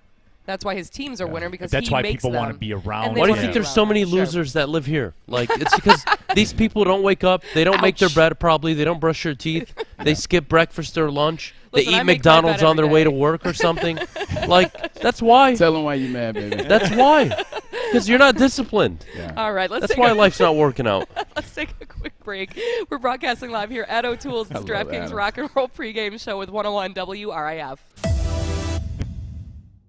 Make sure you download the Woodward Sports app in the App Store and the Google Play Store today. Take Woodward Sports with you wherever you go and listen live on your phone or mobile device. I'm Kay Cunningham. I'm proud to partner with Hall Financial, the mortgage company known for 5-star service. Don't just take my word for it. Check out their 5,000 5-star reviews for yourself. Go to callhallfirst.com and get started with your 5-star experience today. What should the Detroit Lions do with their offensive coordinating position? We talked about this yesterday. Promoting Ben Johnson seems to be the right thing to do at the moment. And I would prefer them to get rid of Anthony Lynn and promote somebody internally who's clearly making a significant impact. Yep, I agree with you. And I don't care that he doesn't have experience calling a full... Look, this kid is coming up with a passing scheme over the last 3-4 weeks that you haven't seen all year. With this The amount of roster. ease Yeah. that it is to make some of these throws because how open people are, it's unbelievable. It's unbelievable. I am going to stand in the corner of promoting Ben Johnson. And for everybody that says Deuce Staley in the chat, stop. Deuce Staley's not the one helping Dan Campbell right now put together the passing game plan. Stop it. Washington let Kyle Shanahan, Sean McVay, and Matt LaFleur walk out of that building. May I remind you, the Washington football team let Matt LaFleur, Sean McVay, and Kyle Shanahan walk out of that building because Jay Gruden was too good of a head coach. Huh? Too good of a coordinator, offensive-minded coordinator. I would prefer them to take a flyer on the guy internally who has shown he can actually do a pretty decent job. Give him the opportunity. Then go out and we regret another year down the line where he's the OC in Vegas, he's the OC in Seattle. Who knows where he could be? Just my 2 cents. Just my 2 cents. No, I couldn't agree with you more. And yesterday I was a little hesitant. I came on the show, I was talking about Ben Johnson, and I said, let's just take a chill pill for a second, because I wanted to do my research on Ben. I didn't want to jump on the bandwagon right away, but all last night I was researching Ben. And I wanted to know the brains behind the operation in which he's created the success of this passing game. Because obviously we know him as a tight ends coach. We want to do some history. And it's impressive. Let me remind you, Jared Goff, since coming back from that oblique injury, 9 touchdown passes, 2 interceptions with a passer rating of 105.1. The only quarterbacks with a better passer rating through that stretch, Aaron Rodgers, Russell Wilson, Matthew Stafford, ironically. It's a pretty good category to be in. And some of that has to do with Josh Reynolds, obviously. It's not all Ben Johnson, but Ben Johnson deserves credit because he was instrumental not only this year, last couple games, but people forget he was the tight ends coach through T. Jackson's breakout year. I mean, this guy has, guys like Amon-Ra St. Brown, Jared Goff, can't say enough good things about him, the way he sees the game. I mean, look at this. Since helping out with the pass game, he's already brought more creative ideas, which we preach all the time, more creativity. And look at that 23-yard touchdown catch to Brock Wright in the Minnesota game. He motioned the fullback, pulled the backside guard, got Brock open, and he's a tight ends coach. So he's familiar with the tight ends already. And even, let's go back to last game. How about the player Amon-Ra St. Brown pretending to pass block, leaked away for a 37-yard touchdown? He gave credit to Ben Johnson for that. So this is constant evidence that the Detroit Lions may already have their future offensive coordinator a part of their organization. And yesterday, listen, I made the point that I'm a little hesitant to promote someone within, but I think the point you just made is countered me last night because I was thinking about it. Why not? And why would you let him walk? What's the risk, right? What's the risk? There you go. Detroit, do you actually expect to make the playoffs next year? Realistically, no. Right? Cool. Glad we're on the same page. There's a young man who very well could be. Again, and this is just from, we're not even behind the scenes. And you can see the potential. Do not let potential walk out of your building. I'm telling you guys, Washington. Ask everybody in Washington how they feel right now. What they could be with Antonio Gibson, Terry McLaurin, maybe even a franchise quarterback had they had different people in charge. Sean McVay, Matt LaFleur, Kyle Shanahan. You don't let that walk out of your building. Ben Johnson, I'm not saying he is going to be them, but he could be. And he knows the offense. He has the potential. And let me make this point. He knows the offense because this is a guy that not only was a tight ends coach. I looked at his history. Obviously, in Miami, he was with Dan when he was the interim head coach. This is a guy who was an assistant quarterback coach. He's been a wide receiver coach for multiple seasons, tight ends coach. He was a quality control coach for the offense, and now he's a pass game coordinator. So this is a guy that, in my opinion, has done his dues. He's put in the work, and he's covered multiple positions on the offensive side. And this is a guy who was played quarterback in college, wasn't that good of a quarterback, but he's familiar with the position, and that's a great candidate. You just made the point about Matt LaFleur, Sean McVay, those guys, Shanahan. Ben Johnson, not saying he's to that level, but I'm saying is you don't want to take that chance, and I think it's worth it. Give him a chance. You've seen what he can do. Jared Goff is willing to put his name out there for Ben Johnson. So I love it. I'm not going to say he's going to be the next big OC, but I think he's deserving of a shot. How old is he? 35? 35 turning years 36? old. Young guy. Guys, that's what you want. That's what you want. You want a guy that, again, what makes Kyle Shanahan so good? Right? Let's just use him as an example. Oh, well, he's just using his dad's scheme. No, he's not. He took his dad's zone blocking scheme, of course, and the run game, and he revolutionized it to an extent, and then he added the modern game of football in it, and now here you are with the San Francisco 49ers. Already been to a Super Bowl, now 8-6 this year. Sean McVay. They all copycat each other and then add their own twists. And if I can get Ben Johnson in the door, I don't even hesitate. I really don't. I don't care what OCs are available. I don't care about Joe Brady. I don't care about any of these guys. There's somebody internally who's actually making an impact right now. And all I hear is the potential he has. Do not let potential walk out of your door. That's simple. You do not let potential walk straight through your doors. Unacceptable. So yeah, yesterday we brought it up. I don't blame people for being hesitant. I don't mind that. But I think the more you guys look at it, the more you'll understand that, okay, you know what? Yeah. There's a really good chance we may drop the ball if we don't promote him. And I saw in the comment section, Anthony Lynn staying next year. Absolutely not. No, he's gone. Done. Guys, you don't get demoted at a company and stay. Let's start there, huh? Let's use just common sense real life. You are the head of data for IBM.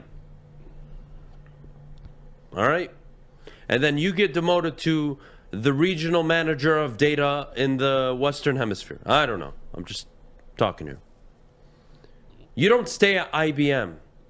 People aren't willing to fall from their original position. They aren't. Anthony Lynn is not willing to be an offensive assistant. He's not. People who are managers, leaders, they are 99.9% of the time unwilling to take a step back and go down to, I don't want to say employee level, but the point is, you're not a fit for this position. You're not involved anymore. You're not a fit for this position. You're not involved anymore. And then they stay. They never stay.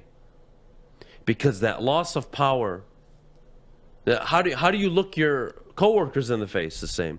Anthony Lynn walking out there, he used to tell everybody what to do last year. Now this year he's being told what to do. You think he wants to be a part of that? Nobody does, guys. They're humans.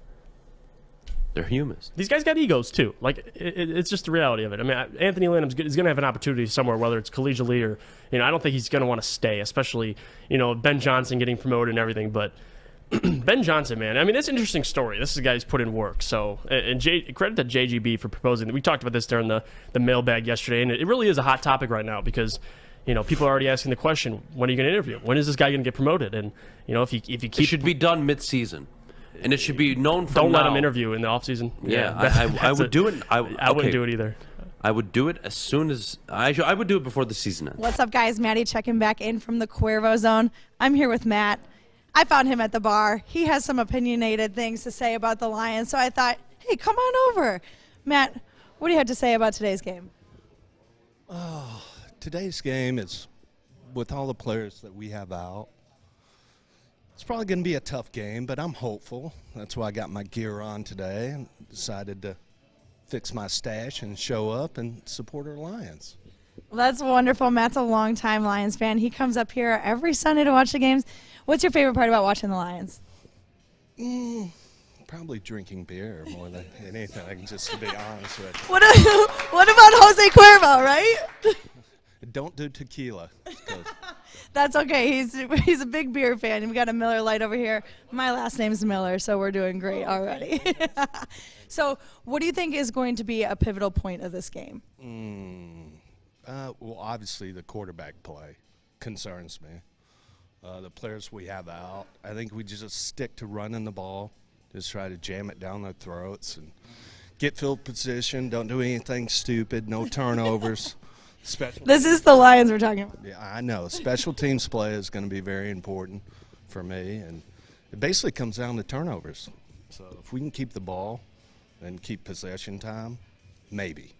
Absolutely. Now, I know you told me this answer earlier, but do you think the Lions are going to go back-to-back?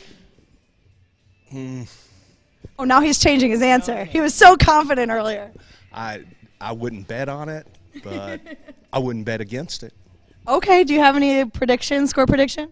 14-21. All right, 14-21. Back to you guys. Thank you very much, guys. Appreciate it. Back here at O'Toole's in Royal Oak. It's a DraftKings Rock and Roll pregame show on Woodward Sports Network, also with our friends here from 101.1 WRIF as well. Happy to have everybody along for the ride. My name is Neal Ruhl. You guys know Jade from WRIF. We have Adham. We have Braylon Edwards as well. And, we're chopping it up about the Lions, about the Falcons. They're getting ready to kick down in the ATL. And we're getting down to it, too, as far as NFL draft situation goes. And with this Lions football team, you guys know where I stand with it. It's time to lock in and lose some games, man. It just is. Can we just talk about how, and I know it's been said over and over and over again, but I feel like you got to mention it. You have time, you got to mention it. Can we just talk about how the Atlanta Falcons have not recovered from 28-3? But Braylon, you look at this Atlanta team, they haven't won a home game. Yep.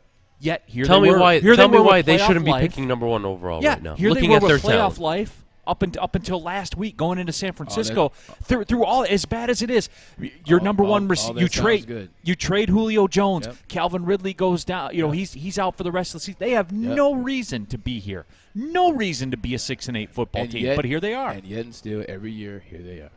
Every year. They picked Kyle Pitts last year. You know why they were able to pick Kyle Pitts? Because he had another bad season last year.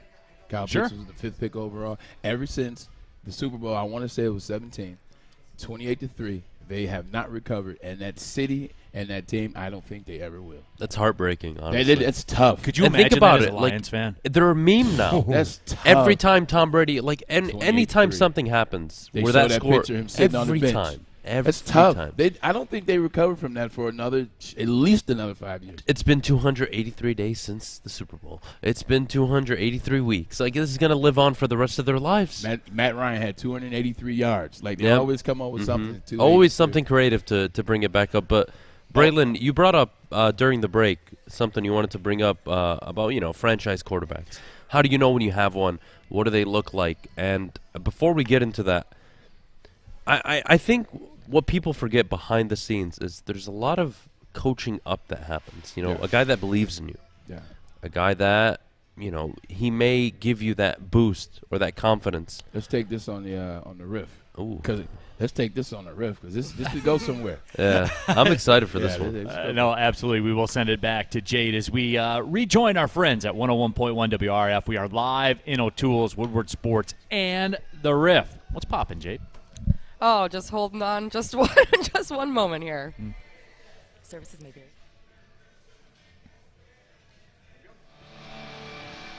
It's the weekend. Put on your soft life pants and grab a beer. You're listening to the Rock and Roll pregame show on Detroit's home for rock and roll. 101 The Riff. That's right. We're broadcasting live here at O'Toole's in Royal Oak. I'm Jade with 101 WRIF. Alongside the Woodward Sports Network, we've got Adham, Braylon Edwards, Neal Ruhl. Gentlemen, it's you guys have a poll up on the YouTube stream right now. Where you guys can, of course, watch the show live.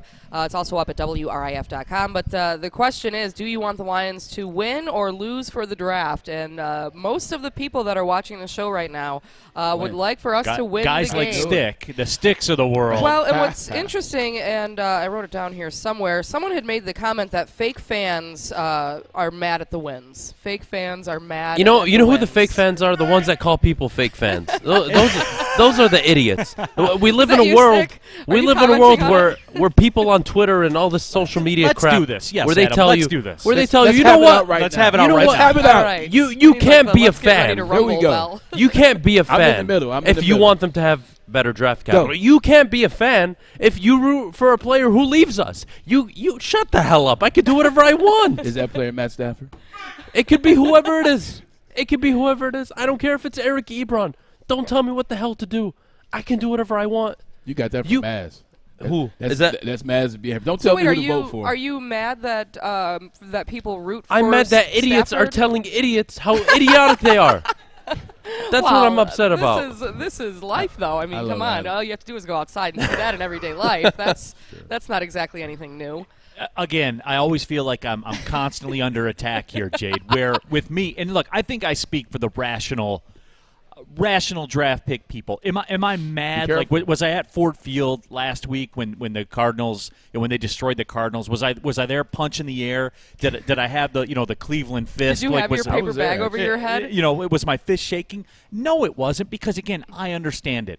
I'm not telling players to tank. I'm not doing that. Make your money, earn your living. You have to do the best that you can do. Obviously, that's the nature of the beast. What I'm saying is, and you can't defeat this. You cannot defeat this. The most valuable thing the Lions can have for a franchise is the number 1 overall draft pick. Sure. It becomes less valuable as you go down. I know I'm getting pretty basic here, but I'm a basic dude from time to petty and basic a lot. So through all of that, Tom Petty over here. Yeah, that is the most valuable thing that you can have as a franchise. If you're not going to go to the playoffs, the second most valuable thing you can have is a number 1 overall draft pick, because that opens up the most doors to you just in terms of value. So that's where I am with it. Considering how bad they are, that's I think the key point that people probably misunderstand you with, Neal, is this team is so bad that that's where they should be finishing, right? Picking in the top 3, preferably 1, right? Yeah. But when you're a team like a 7-10 team, or before the 17-game schedule, a 7-9 team, 8-8, you're picking between 10 and 14. You hit that pick, you're in the playoffs next year. You're winning a division potentially. Keyword, if and you hit that pick. Your chances of hitting, of course, are higher the higher you pick. And not only that, Adam, it's more valuable in the market. Yes. If there's a guy you But like, the you take Lions- him. If but you want to it's the trade back, Lions. you do that. And I understand. And what I'm going to get on the YouTube chat thread is the same thing that I always get is they're going to say, well, there's no clear-cut number one pick. It only takes one. See, that's It what takes people don't one team realize to about the buy draft. in. One team to Daniel love one Jones. player. Daniel Jones. And that's it.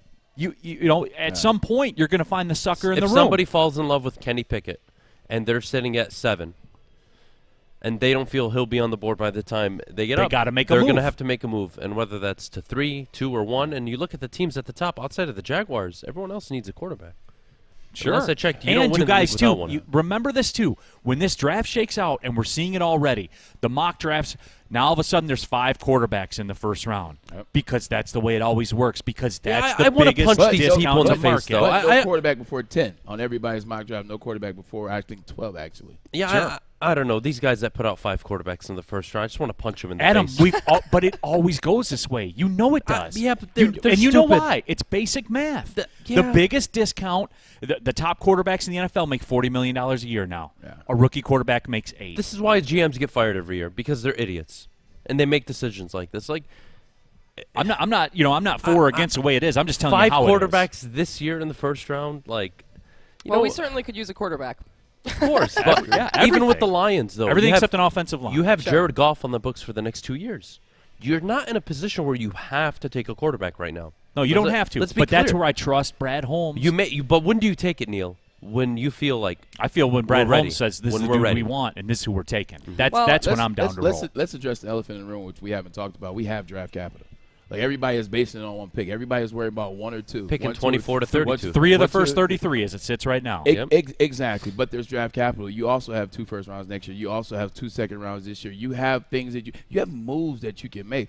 What's another team that has a lot of picks in this draft? Oh, by the way, I think Philly has 3. And so does the Jets. And the Jets have 2 in the first round. This is when you get Brad Holmes. This is when you get on your game day Kevin Costner. You put that robe on. You put that Superman cape on. And you start making deals. You're willing and dealing. I think we're so worried about picks 1, 2, or 3 or where we're going to fall in that we're forgetting about the draft capital that we have. Now, it's not easy just to give up that draft capital.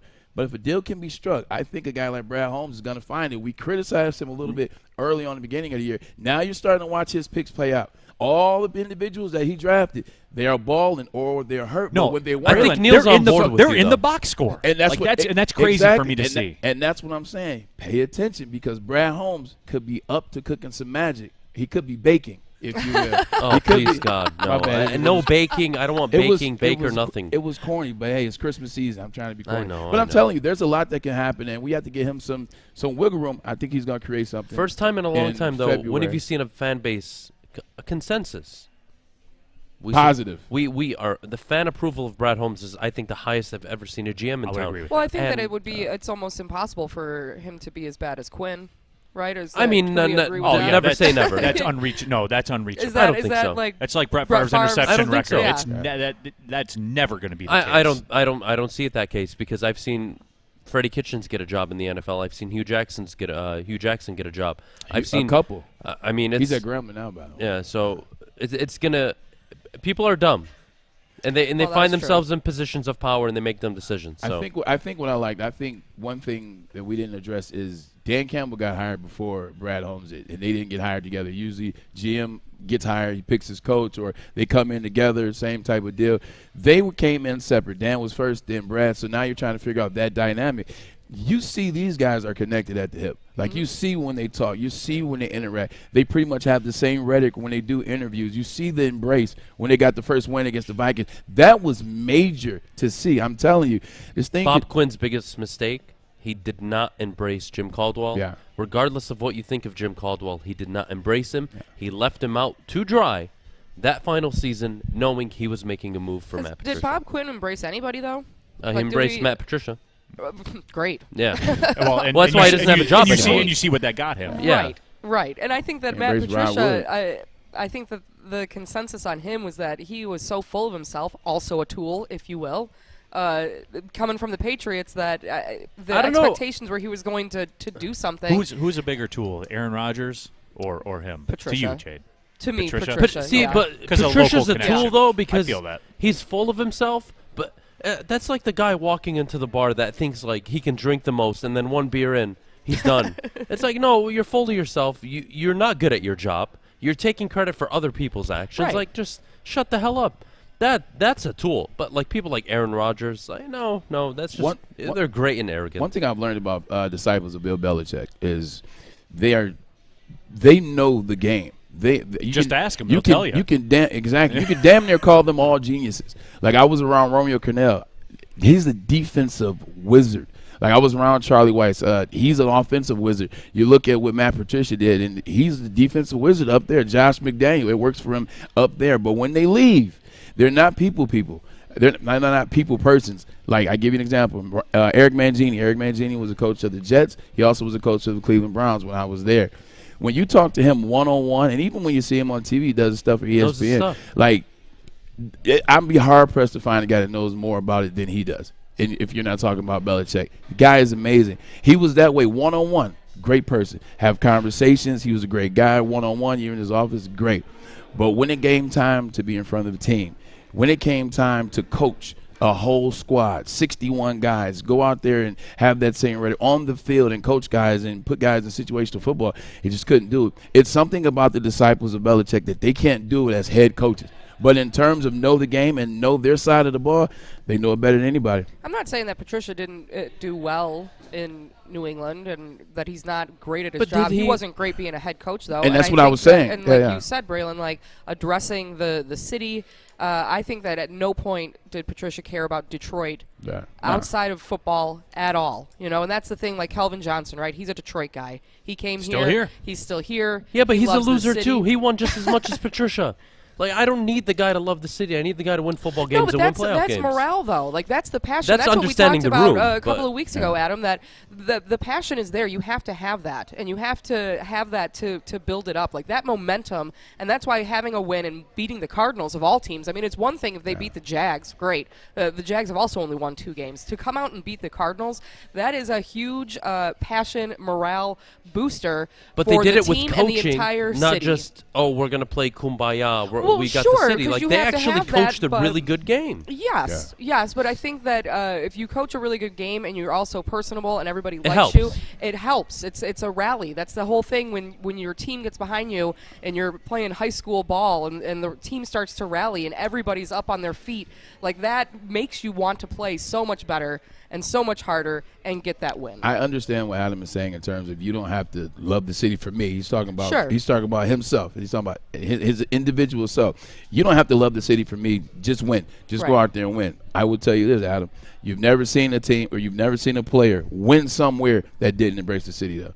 Like, whenever you look at any winners, like Peyton Manning, he was Indianapolis. Tom Brady, he was Patriots. Michael Jordan was Chicago. Anywhere you win, you typically embrace the city. You can't do one without the other. It just happens naturally. I mean, is Kyle Shanahan embracing San Francisco? Is he winning? I mean, he's gone to a Super Bowl. I'm asking generally, even Sean McVay in L.A. Sean McVay definitely has embraced He's LA. embraced, but he's built a building of embrace, a culture inside of the building. It's not if they don't win. Not if they don't cash it all in, of man. Course, like, that's why I laugh at all this stuff. Like, people want to talk about culture and all that kind of stuff. You show me a winner, I'll show you good culture. You know, I know they're winning. Period. End of story. Sure, but it's easier to. Do you think Belichick is going downtown Massachusetts? Yes, he's going, and yes. You see him at Celtics games. You see him at Red Sox games. You see him in the community. Yeah, when we talk about culture, it's a culture of winning. What is Boston? Boston is a revered sports city for winning. But guess what? That winning didn't start until Belichick got there. For the football team, exactly. Yes. No. Because they start winning in hockey and baseball after the Patriots start winning in football. But they were still historically like a sports town. Even Chicago, the Cubs, 110 years. No, but they were a loser. They were a loser. Thank you. They were losers. They were a loser. 113 years, the curse of the Bambino. Yeah, but Belichick didn't walk in Kumbaya. We're going to be the city, and no, it's like we need to build a football team that's going to win football games. You need to build a football team, but if I know that like our coach, right? If Dan Campbell leaves and then he's, even if they are winning and then he leaves and he's like, God, Detroit sucked, and he's still here like that.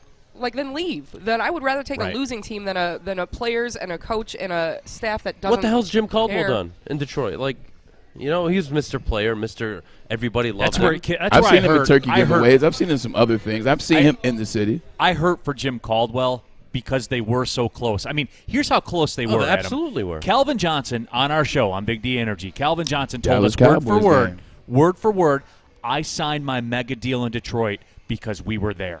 I expected to win a ring. That's why they drafted Eric Ebron. I'll look in the camp. That's why they drafted Eric Ebron. Calvin Johnson told us that. He was the piece. We needed the tight end. We thought that was going to put us over the top. Like, wrap your head around that. That's Calvin Johnson that said we are a piece away from winning a Super. I If think you can't believe him, then who can you believe? Yeah, and I don't think we realize how close Jim Caldwell and that team was. They Earlier were close. I brought up and then how Sue good of a left, and job that was they it. did. Well, how good of a job, like compared to other teams, right? Yeah. Green Bay. How do you walk into an organization, pick up the baton when you have the pieces, and bring winning right away? That's what Caldwell did right away. Yeah. Yes, it was 11-5. It wasn't a division title. There was no playoff games, but it was the first time you saw them act like a actual franchise, an actual football. I'll tell you team. how close they were, and that was the year we got screwed in the Dallas game, correct? Yes. Yeah, Right. not screwed, but yeah, it was a terrible call. didn't go for on 4th and 1 in Dallas territory. but Okay, all right. that's fine. So let's. That's fair. Okay, Both things can be true. And they both are, but they still were super close to winning the game, correct? They lose to Dallas. Dallas turns around, loses to Green Bay. Green Bay turns around and lose to Seattle, who actually had their worst record in the last couple of years. Which means they could have ran the table. Which is, now you see what I'm saying. They were that close. Yeah. Everybody lost to everybody forget in that. those 4 games. It was like Dallas got snuck one on us. Guess what? They got one snuck snuck by on, Green yep. Bay. And guess what? They got snuck by Seattle in overtime. So we were that close. All right. Well, I know there's a lot of other big matchups today. Speaking of the Patriots, playing the Bills, which I think is going to be a good game. He's going to this need more than weekend. 3 passing attempts this game. What do we think is going to be the outcome of that one? I think the Bills have struggled a little bit more than people thought that they would. Well, they got the run game going. Devin Singletary finally looked like he was a running back for the first time all season. Their offensive line got to put in some work last week. Look, the Bills are interesting. I think we can all agree they're one of the more complete rosters in the NFL, but they just don't play like it. Which is the conundrum. And you know, how much are they willing to sacrifice in terms of the run game? Do they want to drop back 35 times again against New England? They're going to get exposed. It's on them. But that's the rub with them, because I think That's who everyone's they waiting. are. But I think everyone's waiting for that moment when Josh Allen gets a football and says, "Get on my back," and we're winning But he's today. done it before. We're winning today. No, but I'm talking about under the brightest lights on the Yeah. biggest stage, where he says, Division- "You know what? division's on the I don't. line We're today." not running the football today. I don't care. Get on my back. We're winning." And Braylon, you tell me if Yeah. I'm crazy or not. No, there you're are not. dudes in that league that say, "You know what? Not today. We're winning today." That's 100%. Like, if you look at Josh Allen, people forget that he played the AFC Championship last year. You know why? It's because he snuck there. Like, because he snuck there. Like, he was very good, but he snuck there. To your point, he didn't have that moment in front of everybody watching. Everybody knew the pressure was on. And then he went out there, and then he performed. And then everybody said, you know what? He's arrived. That's why we picked him to win the MVP before the season started. That's why we had the Bills in the Super Bowl. He's got to have that moment. And the crazy thing about it is the teams that have struggled off and on this year, you look at Tampa's had some struggles. You look at the Chiefs that had struggles at times. They've had injuries. They've had COVID protocol, players out for the year. The Buffalo Bills are the only team that has not been riddled by safety protocol. They have not had injured players. They've had all their starters for the majority of the season, but it's inconsistent. Today is the day Josh Allen has to make a play and has to win the game. Like you said, he's got to put the cape on, and he's got to come play, because if he doesn't, now you start to ask questions. He's got to have his coming to America moment. Yeah. Like, I've arrived. Yeah, and, You know? and Jade, I know that's a long answer to your question, but the moral of the story is Josh Allen's got to be that dude. Yeah. At some point, I he's like got to Josh be that Allen. dude. I do too, but I'm starting to ask the questions. Sure. I think one of the other big matchups today is the Bears playing the Seahawks. Now, the Lions play the Seahawks next week, correct? Nothing about the Bears and Seahawks is a big game. Well, here's the reason. No. I'm joking. Here's the reason why I'm saying that is because the Lions play the Seahawks next week, right? And we have just spent the last hour and a half talking about how the Lions need to lose to get their draft pick. The Bears are not a great team. The Seahawks aren't as good as they should be. So is this... After this week against the Bears, what do the Lions do against the Seahawks? And, of course, we'll talk about that next week. But it's going to be an interesting, since the Bears in our division playing the Seahawks. No, and you know what? I think, Jade, and that's a good catch by you, because I think that's one of the low-key storylines for the league, because I think we're seeing a situation in Seattle right now with Russell Wilson where it's under the surface, and then all of a sudden you're going to see where a big news story pops. You know, because this season's obviously in the trash can. Like Russell for them. Wilson to the Saints? Yeah, just somewhere else.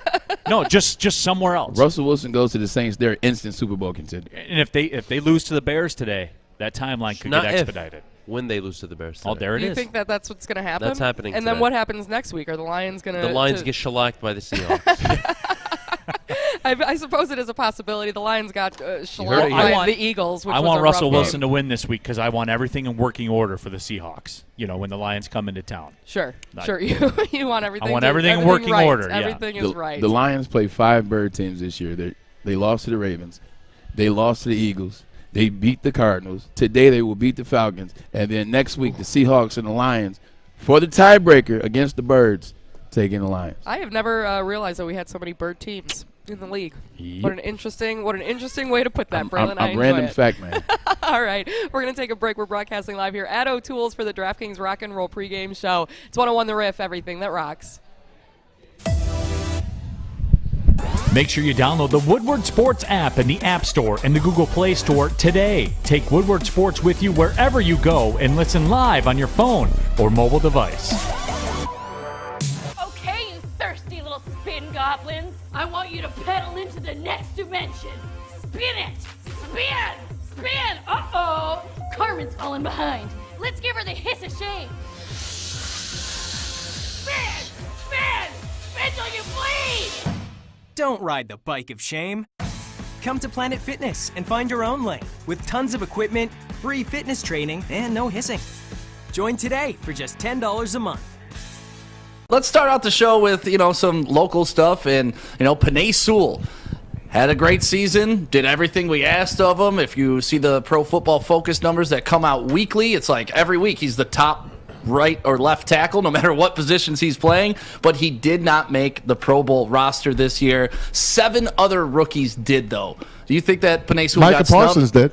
I love Parsons, man. Matt, hold on. How many minutes are we into the show? 1 minute 45 seconds. There we always got a Mike Parsons / Panay Sewell diss. Would you knock it off, big guy? All right. Yeah, Panay. It's one of those things where you look at it and you observe it. Did he get snubbed? I don't think so. Did he have a good year? Could he have been on it? Possibly. But it's tough. Maz and I have talked about this just before the show started. It's tough to make left tackle, right tackle in the NFC. NFC is where you truly get the goons at. When you look at Tyron Smith has been the best left tackle in football for about the last 7 years. Yeah. Like, you're not going to beat over him. Even though he missed some games early on the year, you're not going to beat over him, especially when the Dallas Cowboys are number 2 seed in the NFL. You look at Tristan Wirfs, guy drafted last year by the Buccaneers, had an amazing year last year. They go to the Super Bowl. He keeps guys off of Tom Brady's butt, and he was doing it for the most part this year as well. Right. It's tough because Panay started left tackle and he played some right tackle and he's been bouncing back and forth. Like, he's graded extremely well in the past 5 weeks, but that lead up to it, it's a club. Like that Pro Bowl, Maz, am I lying? The Pro Bowl is it's a club. popularity contest as well. It's like going to the club with your homeboy who's a celebrity or the bad chick, and somebody sees you, whether it's the VIP manager and whether it's someone running bottle service, and now the next time you go to the club without that person, come on in. They recognize you, they see you, you always get in, especially as you're doing good, and that's going to be Tyron Smith and Tristan Wirfs. Lions got some alternates though. Yeah, I can tell you about T.J. Hawkinson, Jonah Jackson, Jason Kabinda scored last week. Attaboy Kabinda. Jalen Reeves-Maybin, all selected as Pro Bowl alternates. Nice. So they'll probably get in the game because most of these guys bail. Let's face it. Well, and to me, sometimes the Pro Bowl is what you did the year before even. You know, sometimes you need to have a big year, then you'll make the Pro Bowl the next year. You're not always going to pay off for that specific season because, sometimes they're voting for this stuff. Obviously, the season's not over and they're already voting for the Pro Bowl. So a lot of it, like you said, the left guard or the left tackle for the Cowboys, you got to beat the king and take on the king. He's going to be the perennial Pro Bowler at that position until somebody proves they're much better, heads and tails better than him, and I don't think that's going to happen. So Panay Sewell had it rough, but what do you think about Rashawn Slater? Because that's somebody Adam from the morning show was really high on us drafting. He made the Pro Bowl. Panay Sewell didn't. Yeah, Rashawn Slater had a really good year as a rookie out there in L.A. Also, you look at who's the starter in the AFC at quarterback. Yeah, it's Justin Herbert. Pretty good quarterback. Which means you got That's his guy. Which means you have more eyes on Rashawn Slater the whole year, and he played well. And this isn't a slight to anyone else in the AFC. Rashawn played well. He kept guys off Justin Herbert, and a lot of those issues they had. There was Eckler was hurt early on in the year. Herbert went into a slump, started making some bad decisions. Rashawn Slater did his job all year, and he deservingly so is on that Pro Bowl team. Eckler's out again, by the way, this week. Shocking. We'll talk about it later, how many COVID casualties there are for this week. If you're playing your fantasy Super Bowl, which I am, luckily, you're in trouble if you have any of these guys. There's a lot of big names out there not playing this week. Yeah, you're looking at the list on your screen right now if you're watching, and if you're listening on the radio, on the screen right now, Travis Kelce, Tyreek Hill, Delvin Cook, Austin Eckler, Chris Godwin, Mike Evans, Lamar Jackson, DeAndre Hopkins, Brandon Cooks, Darren Waller, and DeAndre Swift. That's the Pro Bowl right there. I was just about to say, if you just start naming those, and and I didn't hear the first part of the conversation, I'm like, oh, these are the guys that made the Pro Bowl, or these are the guys that have made the Pro Bowl the last 4 or 5 years. It's COVID protocol, man. It's a tough situation. We talked about it yesterday, man. It seems like they're getting a better fix on how to handle it and how to move forward, but it's still not there yet, and you're still seeing the result. What's up, guys? Maddie checking back in from the Cuervo Zone. I'm here with Tony. Tony's a big Lions fan. Isn't that right, Tony? Yes, ma'am.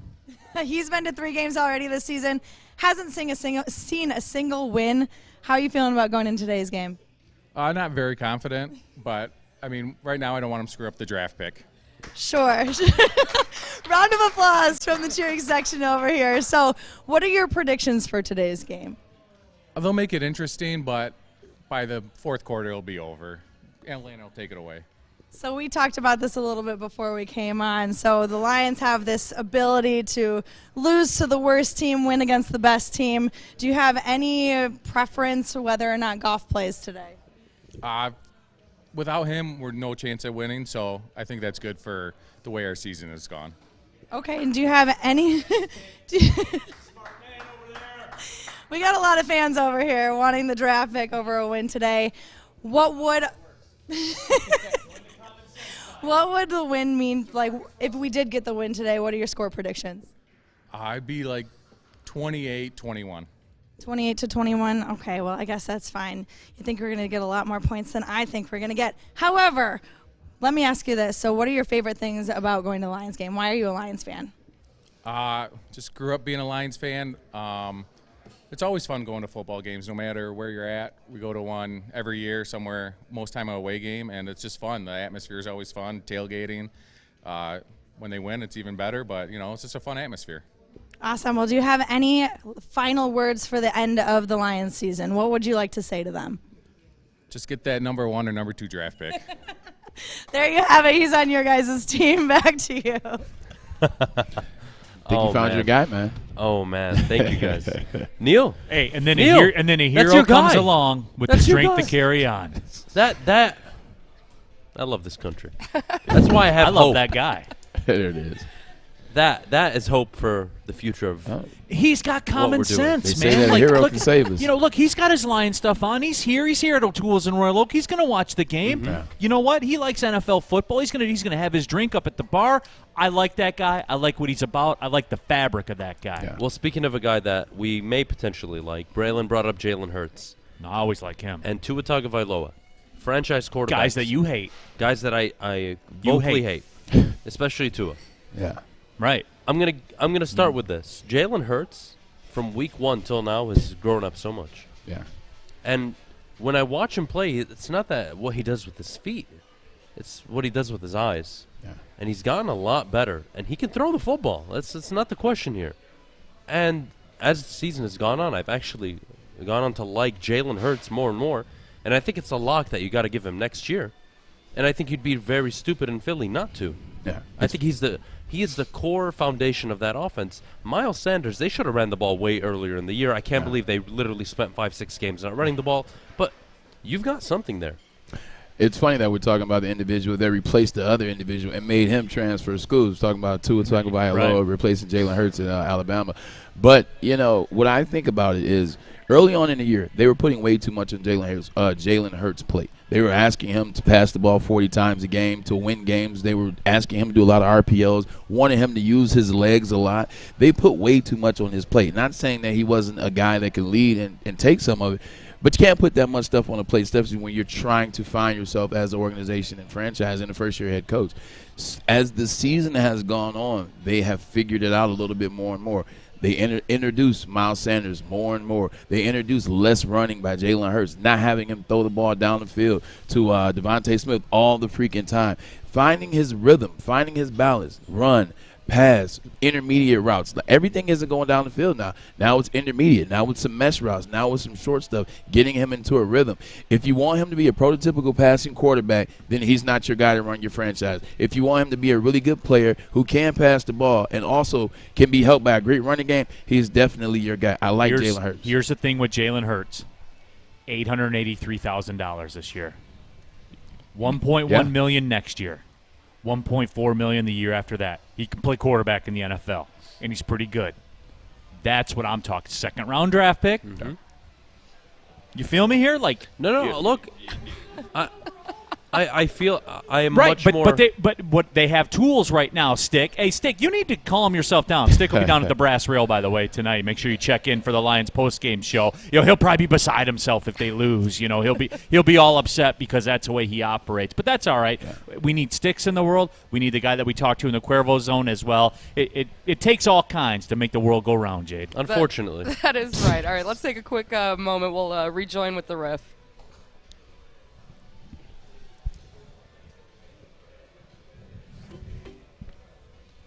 You're entering the WRIF Zone on the DraftKings Rock and Roll pregame show on 101 WRIF. Yes, we're broadcasting live here at O'Toole's in Royal Oak. My name is Jade alongside the Woodward Sports Network. We've got Adham, Braylon Edwards, Neal Ruhl, the Lions taking on the Falcons coming up. 1 o'clock kickoff time now. Goff is out. That is confirmed. We've got our TB12, Tim Boyle. What's up with Blau? Why? I always when the season I can started, tell you very easily. He's not good. Moving on to the next topic. Well, here on the DraftKings Rock and Roll pregame show. Up until Boyle played, when was that? A month ago? Yeah, against Cleveland. Yeah, against Cleveland, right? I feel like I hadn't even heard his name, and maybe it's because I wasn't following the backup quarterback. He was injured for a while. Yeah. Blau was? Yeah. Okay. No, Boyle. TB12. Oh, Yeah, okay. TB12. TB12. Hey, TB12. man, you got to okay. give us something here in Detroit. So then, and we asked the guy who was talking to Maddie earlier, what happens now that Goff is out? Is there a chance for the Lions to win this game without Goff? Yes, there is, and here's why. Because the Atlanta Falcons, 22nd ranked rush defense in the NFL, and we saw this yesterday with the 31st Packers. ranked defense. Yeah, Packers and the Browns yesterday. And I actually give my son a lot of credit because he put me onto this. He talked about how deficient the Packers are against good rushing attacks, and they were. And the Browns mauled them yesterday. They mauled them. Adams' guy Baker Mayfield throws 4 picks. They still had the ball with a minute to go and a chance to win the game through all that. So that concerns me. And I read Dave Burkett's story in the Free Press today. They'll run a lot of jumbo packages, an extra tight end, all that kind of stuff. They will run the ball. They want to run the ball 40 times today. Yeah. They want to, and that concerns me because the Falcons are not good at stopping the run. So, it's twofold what you're able to do. People always say, we don't go on the road, you got to limit turnovers and all that stuff. Very easy to limit turnovers when you run the ball 40 times. The clock keeps moving, all that stuff. So it's not the slam dunk that I think it is. And Goff's been playing well. I think over the last 4 weeks, number 4 overall quarterback? He finally got a win. I think he's got some confidence. Yeah, I mean, and Goff might be one of those wind at your back guys like he need, and that's fine. There are people like that. But through all that, they can run the football, Braylon. Yeah. The Falcons struggle to stop the run. It's a bad cocktail if you want a Lions loss today. Yeah, 100%. I think the Detroit Lions are going to win. I've said that. I'm going to keep saying. I can't kill you on that. I think they'll cover the spread. I think you're all delusional. It's not about being delusional. It's what I see. The Atlanta Falcons can't win at home. The Atlanta Falcons haven't been the same for a very long time. Yes, they've been in some games, but they can't seem to win those games. Matty Ice is just like. Just got to make sure. It's only the first one. Braylon and I are just getting there. What's the Falcons' record? 6-8. Exactly. 0-6 at home, I believe. 0-6 at home. That's incredible. Thank you. With that being said, Detroit's come off a very good win. Like a very, very good win. Not just a good win for Detroit, but it's just a good win. I think they go down there, man. The one thing that they've done is for the majority of the year is they have played hard on defense. They have gone out there and played hard on defense, and the other thing they've done well is run the ball. I think what's different this week, there's 2 contributing factors that really make me. No Jared Goff. No Jared Goff. Amani Owarie out for the season. He will not be there. He has been essentially their shutdown corner Couldn't all argue with you more. season. And I look at this team. They've been overachieving all year in their effort and the way they've played, and especially defensively. And that means it doesn't stop. And it was punches all year Yeah. in terms of injuries, right? And then this week, Goff, COVID, Amani Awari out for the year, done. You're not getting Swift back. How many more punches can this team take? I just think this is way too much. You can't lose your star corner. Go out Kyle Pitts, Cordero Patterson, Russell Gage. Good luck. I don't see it. I really don't see it. They went into the Broncos game literally with 12 people. And legitimately, the score was 10-14 in the third quarter, and they still had a chance. Oh, by the way, the Broncos were coming off of Right. tragic loss 2 of Demaryius Thomas, and they were there 10-14. They played a good second quarter. That was it. But they were in the game. I think and this is the first time, whether or not we're a losing they got team. waxed after that. This is the first time I feel like we have been able to believe in the Lions. Like they've at least played through the entire game, right? I mean, they've had some really bad losses, but if we watch years past, it's like the Lions come out, right? It's that meme, that Kevin Hart meme of the face, the first quarter, and then it changes, and then by the fourth quarter, you're like, what is going on? But Jade, and this is the first time I don't feel like we can share that meme each week. Well, Jade, to give myself, as a guy who's You a created proponent the of the as a guy who's a proponent of the draft pick scenarios that we've been talking about, that's what gives me hope, because every single time this season where we've said that, right, going into the Cincinnati game, going into the Eagles game, well, this is one that, hey, we're going to look for the Lions to play well and do stuff. Sure. They got cooked in all those games. So, Absolutely. Again, as a guy who roots for the draft capital, that's the outcome I'm looking for. It doesn't matter. For me, you have to survive and not advance. You just have to be 1 point less than the other team when there's zeros on the clock. That's all that matters to me. I don't care how they do it.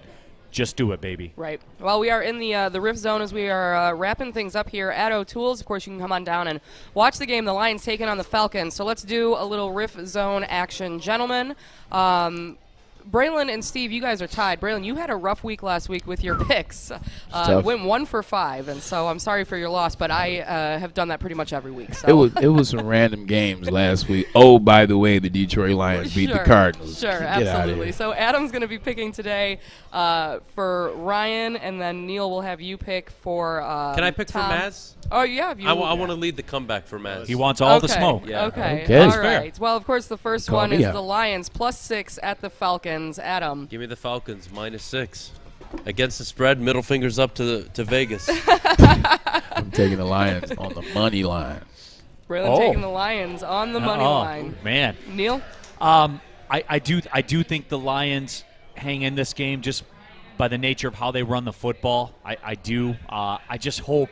I'm more hopeful, I guess, that I want the Falcons to figure it out and get a home win. That's the way the pendulum swings in the NFL. They're not going to be winless at home, so the Falcons got to win a home game at some point, right? You would think. All right, I'm going to take the Atlanta or Detroit. I'll take Detroit with the points, but Atlanta's going to hook it up in the end. Yeah, I think that the Lions are definitely going to at least cover. I don't know if they'll win the game, but it's going to be close because that's how it's been for them the last few. So I'm going to take the Lions and the points. Over under total points. Or Steve, I forgot to ask you. Yeah, Detroit. I'm good. Yeah. All right. So I'm the only one that picked Falcons to cover the points. You are. Hell yes. Yes. Maz, we got this, baby. That's the first one. All right. Over under total points 41.5. Adam. Ooh. We'll take the over. You're taking the over? Yeah, I'll take the over. Over. Braylon. Over under 41.5. Under. I don't know what's going on right now.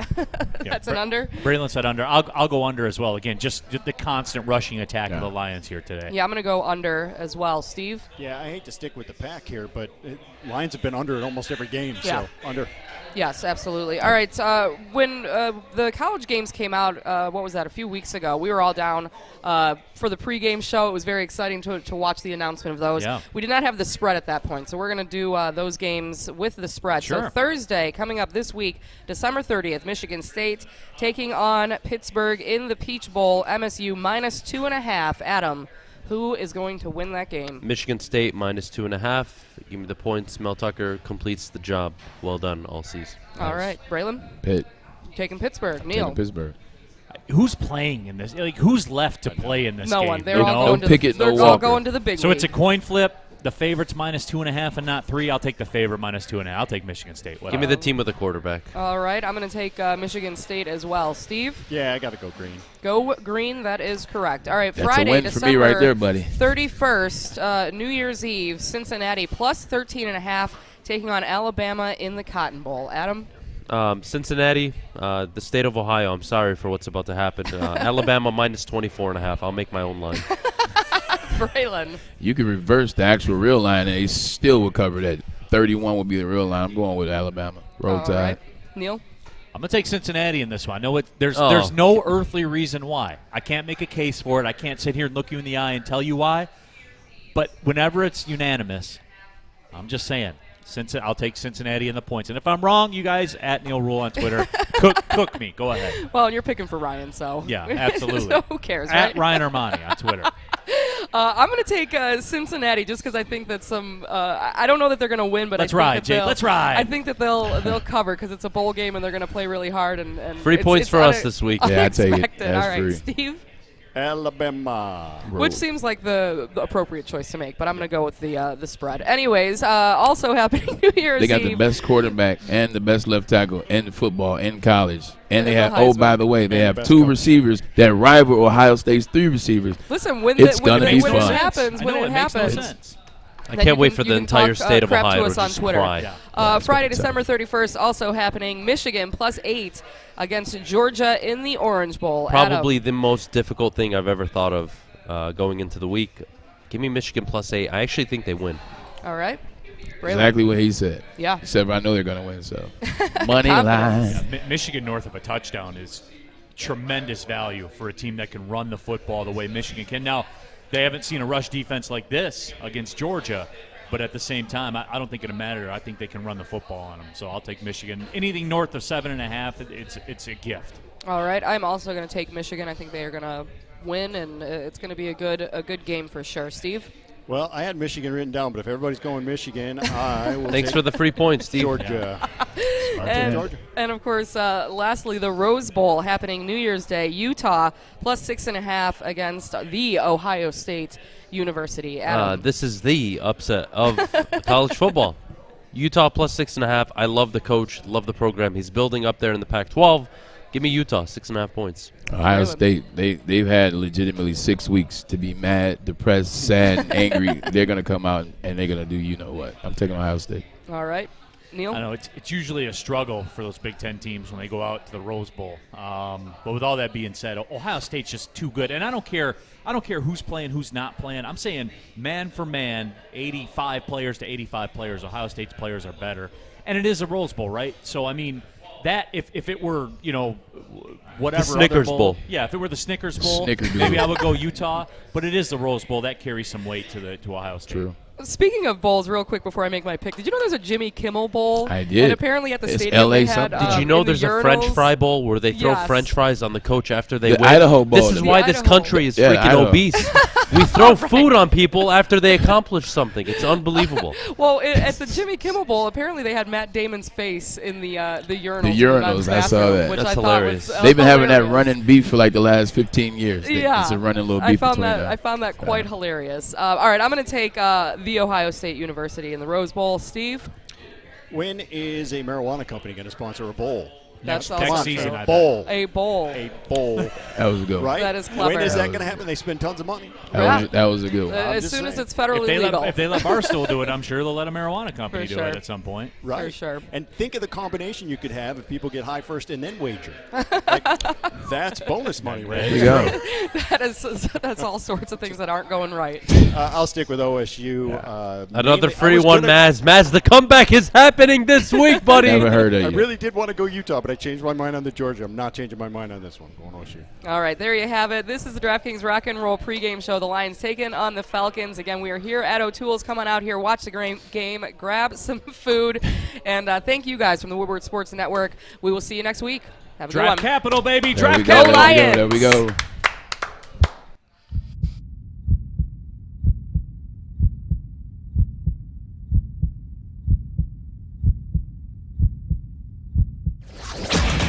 Live on Woodward Sports. Sports. It's the Lions pregame show, covering everything you need to know for game day. Join Pros and Joes as we cover our hometown Detroit Lions.